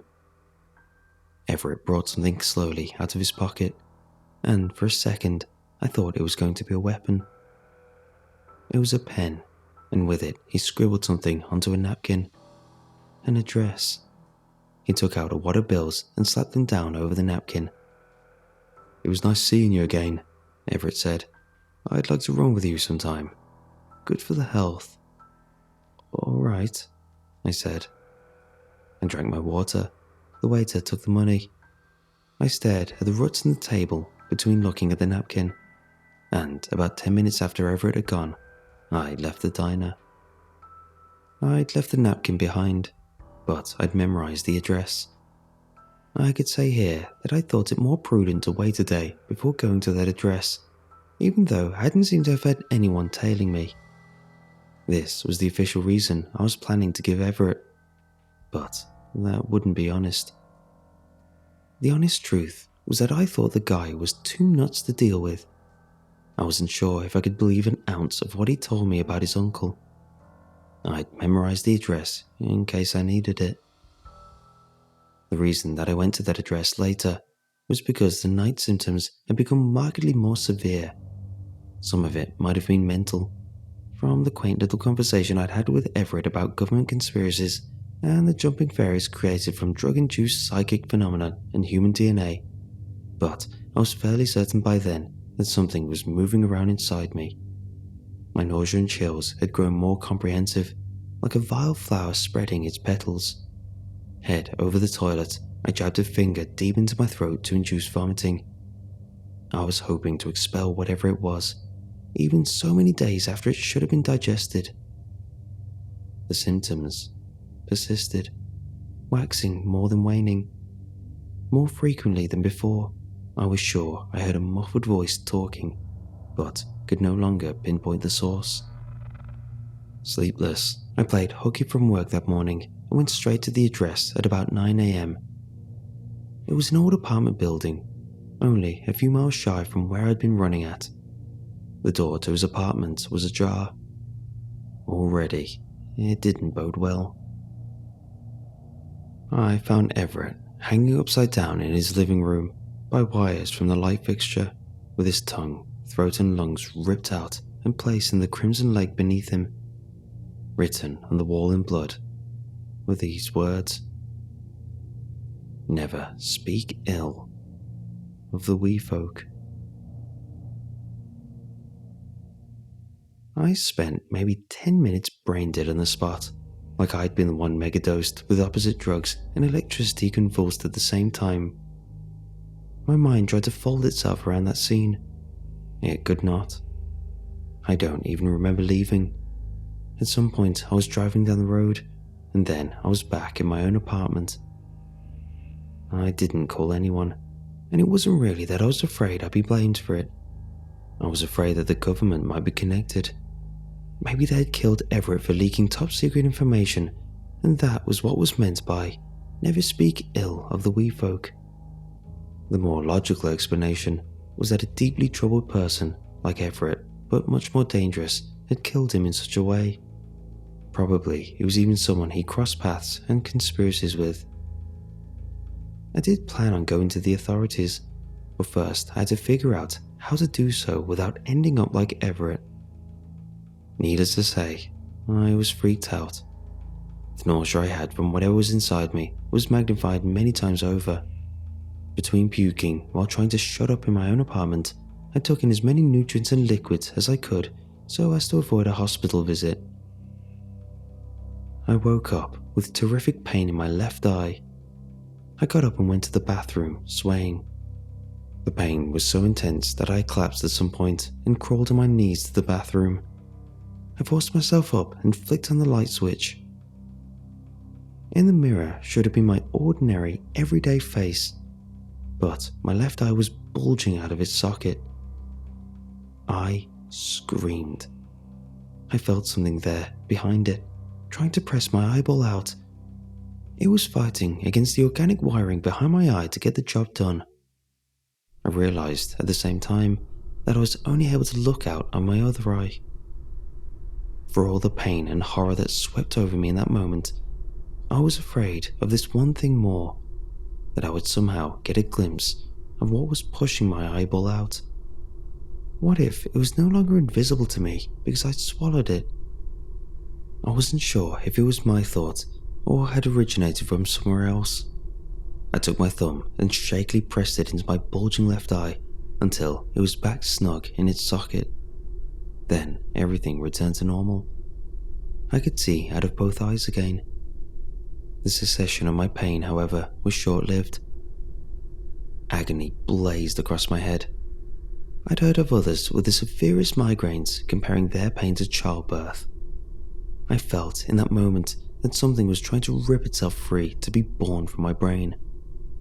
I howled sobbingly, like a lion with all its teeth pulled out. I'd often caught a pain while running, but this was too much. I grabbed the keys and flung myself out the door. As I did so, images of the chemical plant began flickering in my head like an old, acid-eaten film. With each flicker was a fresh dose of pain. I whipped out my apartment and round the corner, got into my vehicle in the lot, and hauled ass in the direction of the facility. I threw up into my cup holder, swerving around honking vehicles all the while. I thought maybe, if whatever it said was true, there was a lab somewhere in or below that plant, and they'd know how to deal with me. I was willing to sacrifice my body and freedom just to stop what was going on. The pain in my head zipped down to my throat, and something giggled there like a child going down a water slide. But then I realized it was the sound of me gurgling out blood. It fountained down my lap and dribbled against the floor mat. It greased my sandals and caused them to slide against the gas and brake pedals. I kept telling myself I just had to hang on until I made it to the facility. I knew it was probably a lie, but I latched onto that anyway in order to stay focused. Once at the facility, my car plowed through the barrier arm and wrenched aside the automatic gate before it had fully opened. The security guard's shout quickly receded.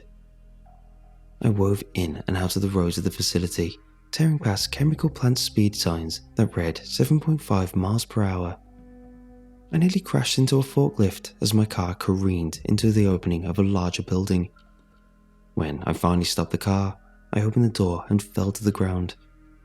I was covered in vomit and blood. I got back up and ran. I called out to confused-looking workers in hard hats and coveralls. I called out to the strangers that I'd swallowed something from their lab that was making a mess inside me. I was phasing in and out while running. I ran past shocked eyes, past lumps of machinery and canisters of fluid, deeper into the belly of the building, not knowing exactly where I was going. At some point, my wet feet slipped out from under me, and my head cracked against the floor. I crawled, weeping, in the direction I had been running. The last thing I remember is being stung in the arm, and shortly after, lifted onto a platform, possibly a gurney. Ages later, I was awake. I called out from the hospital bed. No one came. I was in a hospital gown. I felt along my sore body.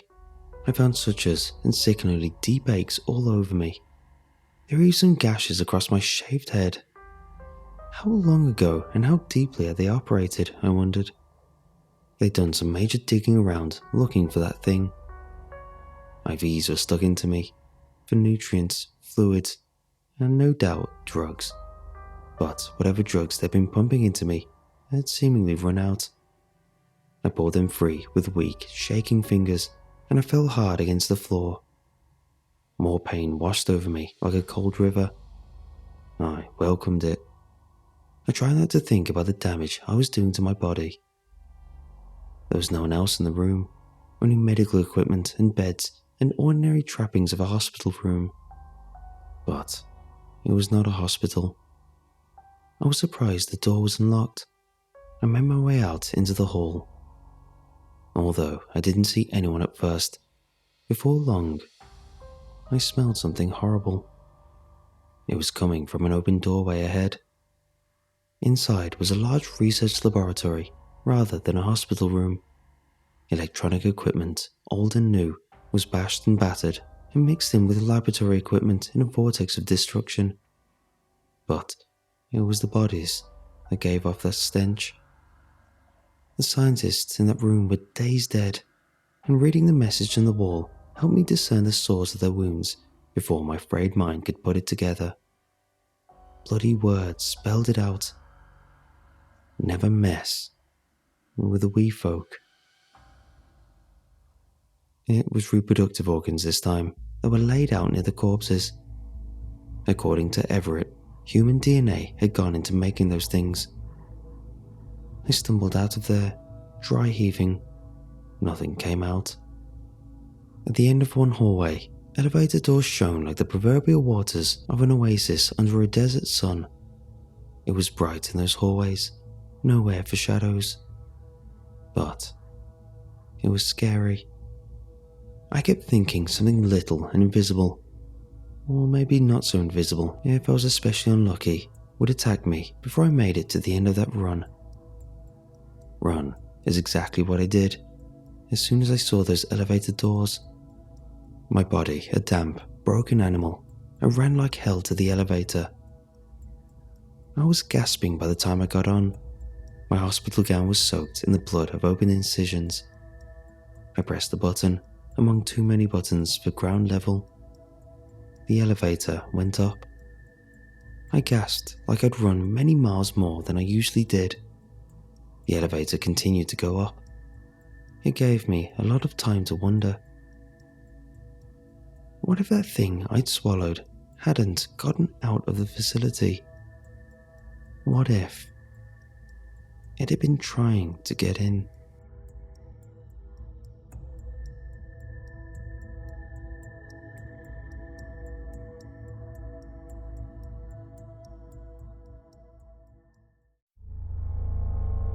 This happened a long time ago, when I was just a kid. My parents and I had just moved into our new house, and I spotted our neighbor for the first time. Absolutely the oldest man I'd ever seen. In reality, he probably wasn't really that old, maybe in his 70s, but to a 10-year-old at that time, he seemed ancient. I remember wondering if his skin would fall off of his arm and onto the ground beneath him. I even imagined that his skin actually did come off, and he kept having to replace it. Looking back, I think his children owned the house he stayed in, and they would come by every once in a while to check on him. But for the most part, it was just him and his nurse. His age isn't the only thing I know I've exaggerated in my mind. Both of our houses sat at the edge of a massive lake, so big that you couldn't see the opposite shore. The water was always calm, like the lake was sleeping. The story of us moving in is pretty boring. Basically, all the typical fighting that happens between adults when they have to move cardboard boxes. I got tired of listening and snuck out of the house. They didn't notice. I purposefully went down the dirt road the opposite way of the old man's house, just because I was already a little nervous about being near him. There was another house less than a quarter-mile away that I planned to just stroll past, when someone called out to me. "Hey there," I heard an old voice. In my mind, I thought the old man had already found me. Thankfully, it was another one that didn't seem quite as ghostly. "Hey," I said. "You and your parents just moved into that next house?" he asked. "Yes, sir." Welcome," he said. "Your parents are about the first people to really even think about buying it, I bet." I didn't say anything, but it's like he heard the question I wanted to ask. "Of course, I guess they might not know. But then again, how couldn't they?" he said. "Isn't that what parents are supposed to do? Make sure their children will be safe?" "What are you on about?" I asked. "You haven't heard the stories?" he laughed. "Well, I'd say go on home and ask your daddy, but if you all moved in, he probably didn't hear them either." "What stories?" "Your other neighbor," he said. "His proclivities. You'll see tonight if you stay awake. Just keep an eye out your window." I ran home. My parents were still going at it over a box labelled kitchen that should have said dining room. The rest of the day went by quickly, and the mystery of what the other man had told me rattled around in my head for hours. Finally, it was night time, and I never left my window. I could only assume that whatever I was supposed to see, it had something to do with a lake. It didn't take long. I caught a glimpse of a light moving slowly across the water. A small light headed out from the shore to what I imagined was the center. It had a slight rhythmic pattern, like it was pulsing over the water instead of sliding at a constant speed. I went outside, and although it was still dark, I could finally just see the light for what it was. A small boat, a kayak, and the old skeleton man, nearly as thin as the paddle, moving out into the lake. On the back of his boat, a lantern hanging just above the water. His pace was painfully slow, and it took ages for him to move the paddle from one side of the boat to the other. I couldn't imagine the strain he felt, pushing it through the water. I thought it would be hard for him to even push it through the air. I watched for a while. As slow as he was steady. He came to what I guessed was the center of the lake, and stopped, hovering over some unseen goal, the paddle placed across his lap. The boat settled, and the last ripples of his final strokes reached the bank at my feet. Then the water was calm. The lake had fallen asleep again. I ran home. I don't know why. I felt like I was about to see something I didn't want to see, and it became a little too much too quickly. I imagine anyone would be a little scared, standing at the edge of the lake in the dark by themselves. I also felt like I needed to tell my parents. The next morning, I tried to do a little detective work first. "Dad," I asked, "have you heard anything strange about our neighbor?" "The old man?" he asked. I nodded, and he sat there for a minute with a strange look on his face. "We should have told you," he said. "Your mother and I talked about it for a long time and decided that we shouldn't, but we probably should have." "What is it?" I asked. My dad shifted in his chair, and when he spoke again, it was almost a whisper. "People think that he killed his wife," he said. "They said that he kept her in the house, cutting away at her, and each night, piece by piece, he took her out to the lake." "Mark!" My mom only yelled my dad's name when she was really mad. "Why are you telling him that?" she said. My dad laughed and kind of shrugged to me. My mom came around the table. "Don't listen to him, honey. He's just trying to scare you because he thinks it's funny," she said. I would have usually thought it was funny too, but in this particular case, I didn't. "Is that true?" I asked. My parents looked at each other, and my dad could finally hear in my tone that the jokes were landing poorly. "That's what some people say, honey," my mom said. "They really don't know what happened to his wife, but your father and I are sure that he had nothing to do with it. We actually met him before we moved in. We talked with his nurse. We wouldn't bring you somewhere that we weren't absolutely sure you'd be safe." I felt better, but even if there wasn't some dark purpose, I still wanted to know what was happening. My parents had a kayak of their own. It was way too big for me, but I at least knew how to use it. I figured if the frail skeleton man could operate one, surely I could too. The second night came quickly at our new house. My parents had still been arguing over all the great complexities of the cardboard boxes. It seems like when they're exhausted, the day goes by faster. Once they were down and out, I made my way towards the lake shore with my family kayak. I was nervous but excited.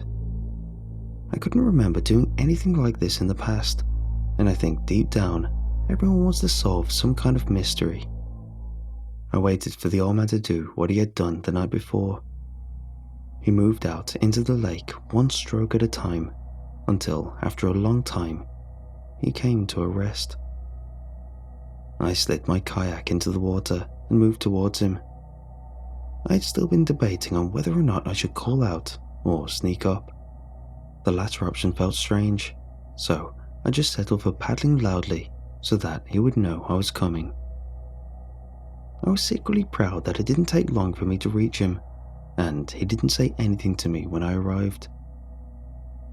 "Excuse me," I said, realizing that I had deepened my voice when I said it. He didn't even look back. I thought he would have been looking up at the stars, but he was looking down, straight down, over the edge of his boat, down into the water. I glanced down, but I couldn't see the lake at all. "What are you looking at?" I asked. "Listen," he said. "Try to keep your boat still." This was the first time I had heard him speak, and he had a strangely strong voice. It didn't have the wispy quality I'd expected. I stayed in my boat and tried my best not to move at all. We sat side by side in our kayaks for a few minutes. The water had turned into black glass on all sides of us. No ripples or any noticeable motion whatsoever. Sleeping. "Okay," he said.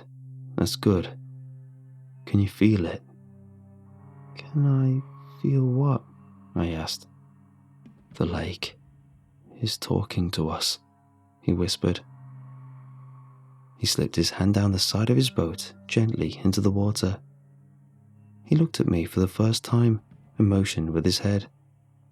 I quickly conjured up plenty of images in my head of being dragged down under by thousands of tiny hands, but I dismissed them. I slid my hand into the water as well, and waited. "You'll feel it," he said.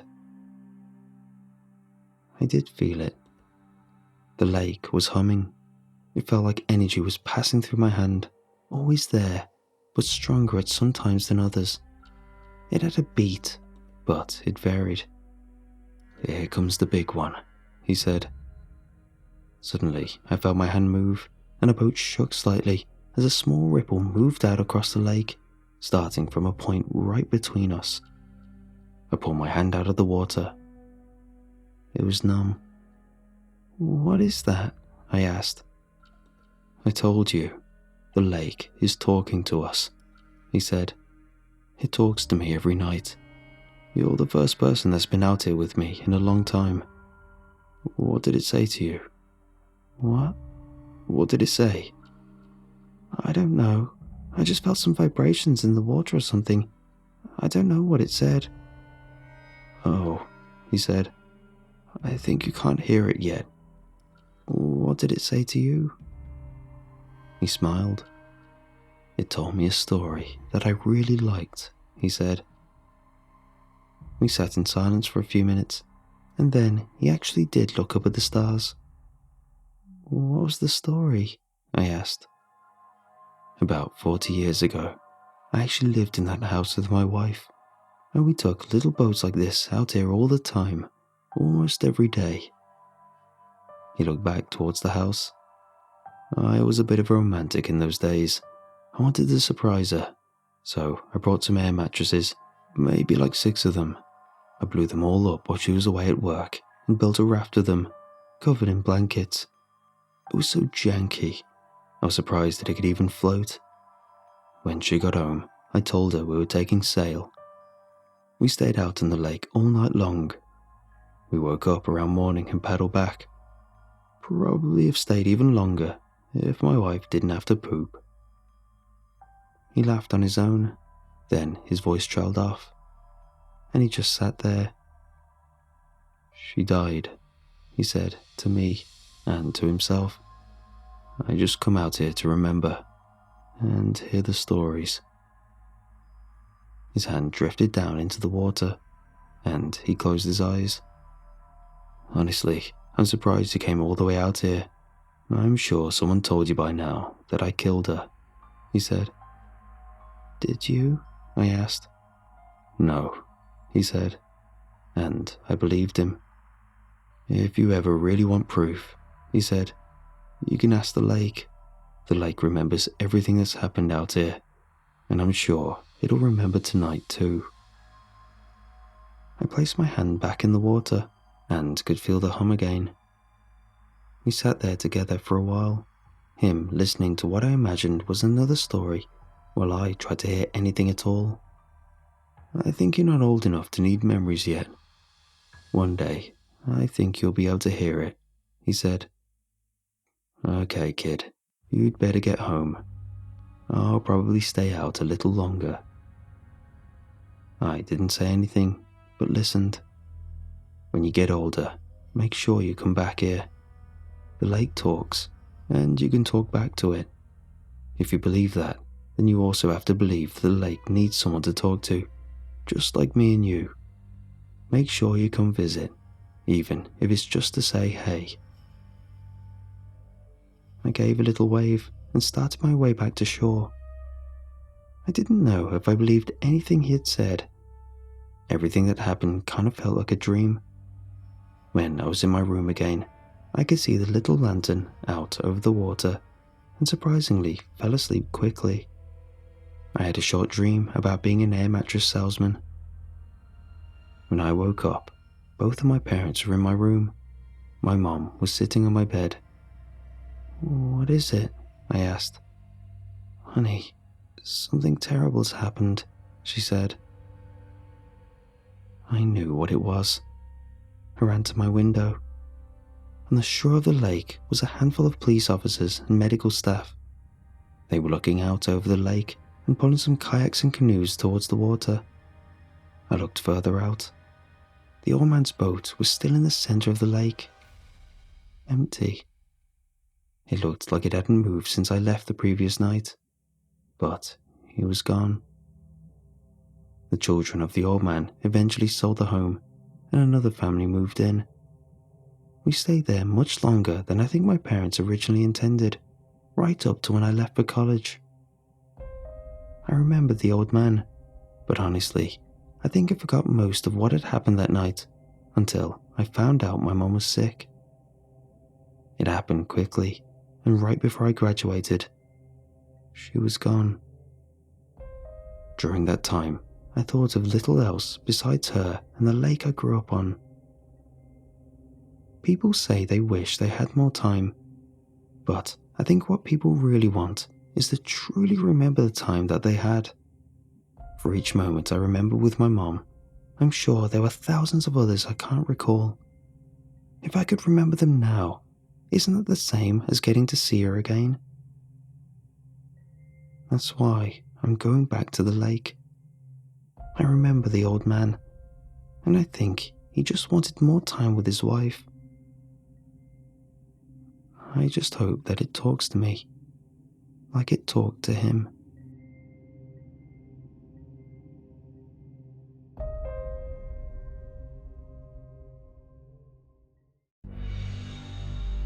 When I was a child, I lived with my parents in a beautiful mountaintop country cottage in Chattanooga, Tennessee. It wasn't a big house, but it was a paradise for a small child who loved the outdoors. I spent all my time out in the hills, baking in the summer sun. The mountaintop was a small, tight-knit community, and my parents wouldn't bat an eyelash if I would leave the house at first light and not come home until after dark. They knew I was safe, and frankly, were probably glad to have some peace and quiet in the house. My childhood days of adventuring came to a sudden end a week after my 11th birthday. That morning, over our breakfast cereal, my dad had told me the circus had come to town and overnight had erected a massive red and yellow tent just outside of the baseball field in the valley below. My mouth hung slack-jawed over my Rice Krispies.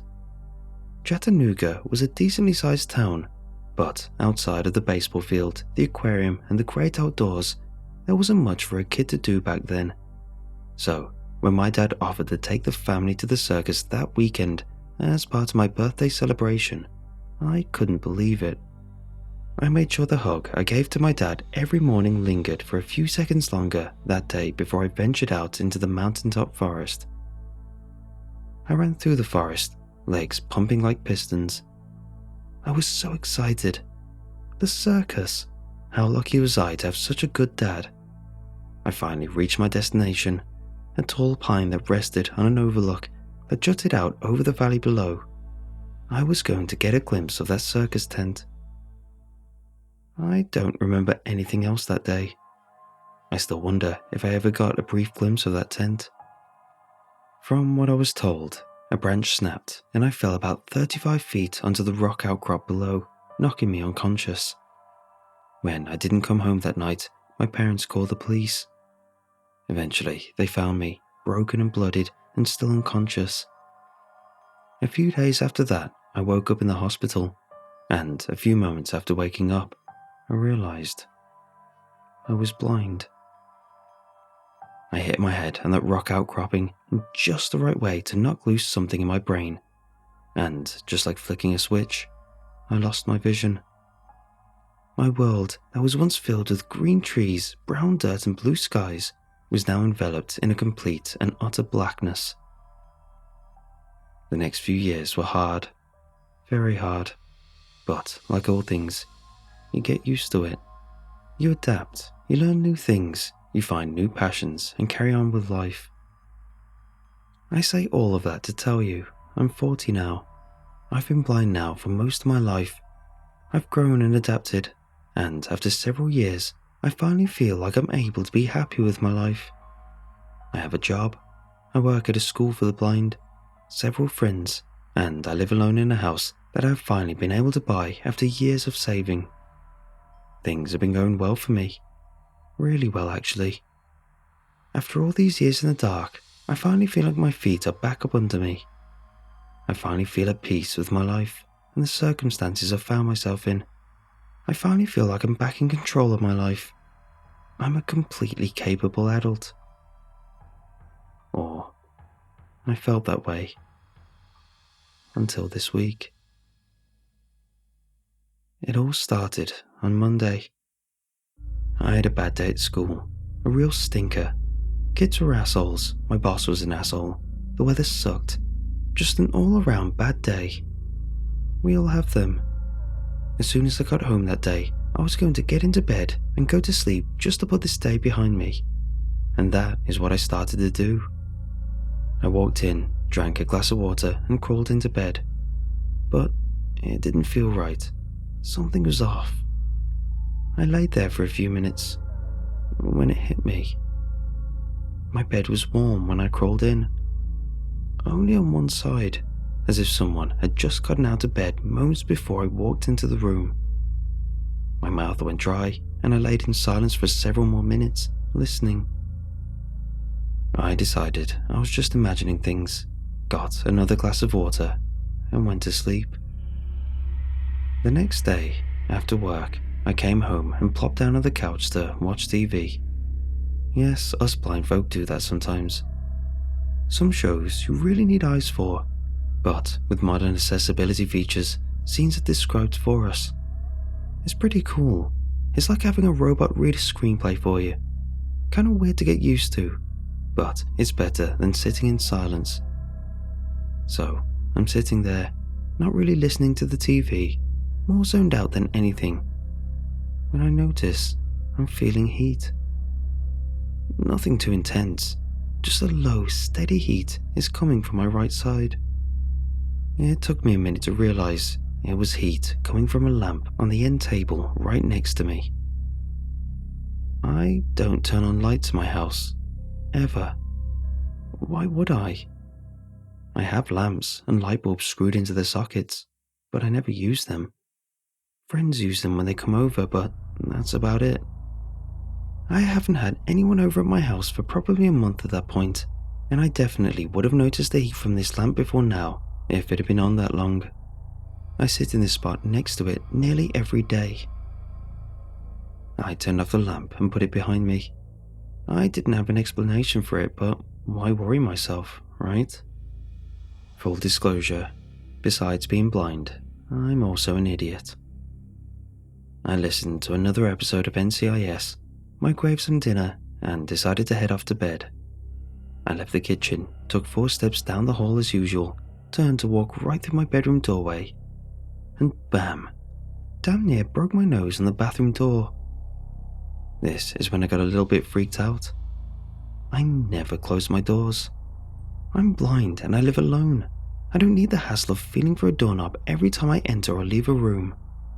Someone had been in my house. I'm not going to lie to you. I was scared witless. I haven't been that scared since the day I woke up at the hospital in Chattanooga, knowing my entire life had just been changed. I pulled my cell phone out of my pocket to call 911, but my hands were shaking from the adrenaline and I dropped it. I heard the phone bounce off the carpet and hit the baseboards of the wall, so I dropped to my hands and knees and started feeling around for it. 5 seconds later, I still hadn't found my phone. Had it bounced further away? I swear I heard it hit the baseboards right at my feet. I slowly expanded my search, crawling my way down the hallway, arms splayed out in front of me, trying to scour as much of the carpeted floor as I could. Nothing. Tears were beginning to well up in my eyes. Lame, I know. But like I said, I was having a bad week, and I was really scared. I sat for a moment, calmed myself, even my breathing out, and restarted my search. I only had a few square feet of space left to search, just the space in front of the laundry room door and the guest bedroom door. It wasn't a long hallway. I army crawled down the hall, scraping my arms across the carpet, when the very tip of one of my fingers brushed up against a solid object in the middle of the carpet. Finally! I army crawled a few inches more and let my hand fall where I'd felt something solid. There was nothing there. Confused, I crawled a few more inches and tried again. Nothing. I crawled a few more inches and reached my hands out again. My right hand fell on something. Too big to be a phone. I gently rubbed my hand across its surface. It felt cold and dry, almost fleshy. I realized what it was when it moved out from under my hand. I had grabbed someone's foot. I screamed and threw myself backwards, struggling to regain my feet. My legs had turned into jelly. I collapsed onto the ground and listened. Legs pulled up to my chest, ready to kick out at any noise within striking distance. I'm not sure how long I was on the ground. It felt like forever. After a while, I slowly got back up to my feet. I stood still and listened to the air. I couldn't hear anything but the wind blowing through the trees in the backyard and the hum of my air conditioner, but I could feel someone staring at me. I knew that less than 15 feet from me, someone was standing in the doorway of my guest bedroom, barefoot and holding my phone. My mind conjured a head of wild hair, torn clothes and dirty hands that wrapped around the handle of a butcher knife. I slowly backed away, feeling along the wall with my hand, searching for my bedroom door so I could place myself within my house and plan my escape. The air tasted electric, and the silent house held an enormous tension that felt ready to explode. Any moment, footsteps would launch themselves forward towards me from the hallway, and I would feel a knife plunge deep into my chest or neck or my useless eyes. My breathing was getting heavy again. Was that my breathing? My mind was racing through the possible outcomes, and ears were straining to pick up anything in the silence. Finally, my hand brushed against the doorframe of my bedroom. My hand wrapped around the doorknob to steady myself, and I used the next quarter second to formulate a plan in my head.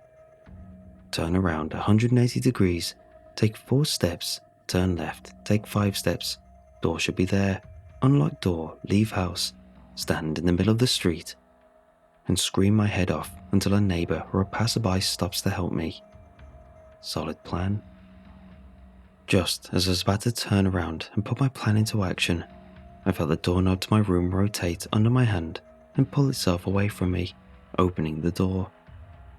I felt one hot, smelly breath in my face. and I bolted. Turn 180 degrees, take 4 steps, turn left, take 5 steps. Bam! I ran into the kitchen island. I was panicking. My strides were longer when I ran. Too bad I'd never sprinted around my house before to learn what this would be like. I reached onto the island and grabbed my knife block and pulled out the first knife I could find. I put my back to the kitchen counter and swung my knife wildly in front of me. I shuffled my way around the kitchen island, feeling my way towards the door, when I felt a finger poke me in the forehead and muffled laughter as I slashed the air wildly around me, inching closer and closer to the door.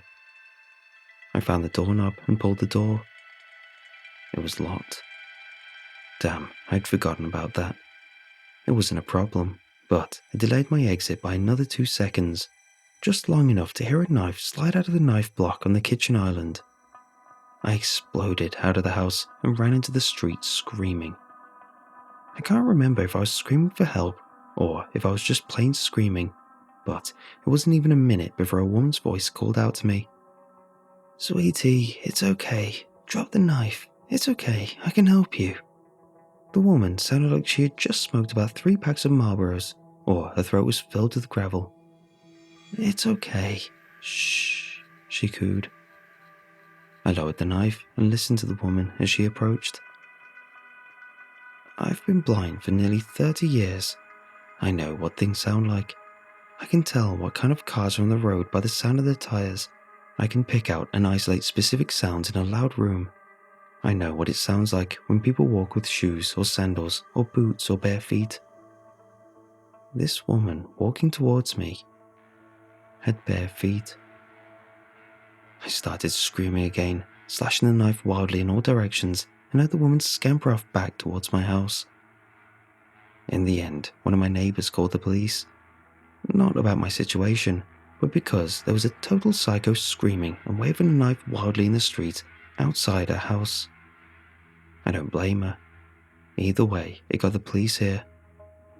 They found 2 people in my house. They had been living in the guest room. I probably would have found them in there if I ever went in there. The police said they'd probably been there for about 2 weeks. A couple of meth heads looking for a place to squat, and figured they could just live in the house of a blind guy, and as long as they were quiet, they wouldn't have any issues. I guess they just figured I would think my house was haunted or something. It makes me sick knowing these people were in there for so long, watching me from the dark corners and laying in my bed. I probably walked right past them a few times, or cooked myself dinner while they sat on my couch and watched me. Before I hit the post button on this, there is one more thing that I'm still worried about. I'm typing all of this out through a dictation app. You know, those apps where you just talk and your computer will type it out for you. They're essential for us blind folk. Anyway, I'm sitting here in my room, talking this out. And I swear to God, in the breaks when I stop to think, those little pockets of time when my house returns to that deathly silence of a few nights ago, I swear I can hear someone breathing in the room with me. I think the police might have missed one. I still don't think I'm alone in this house. You're not.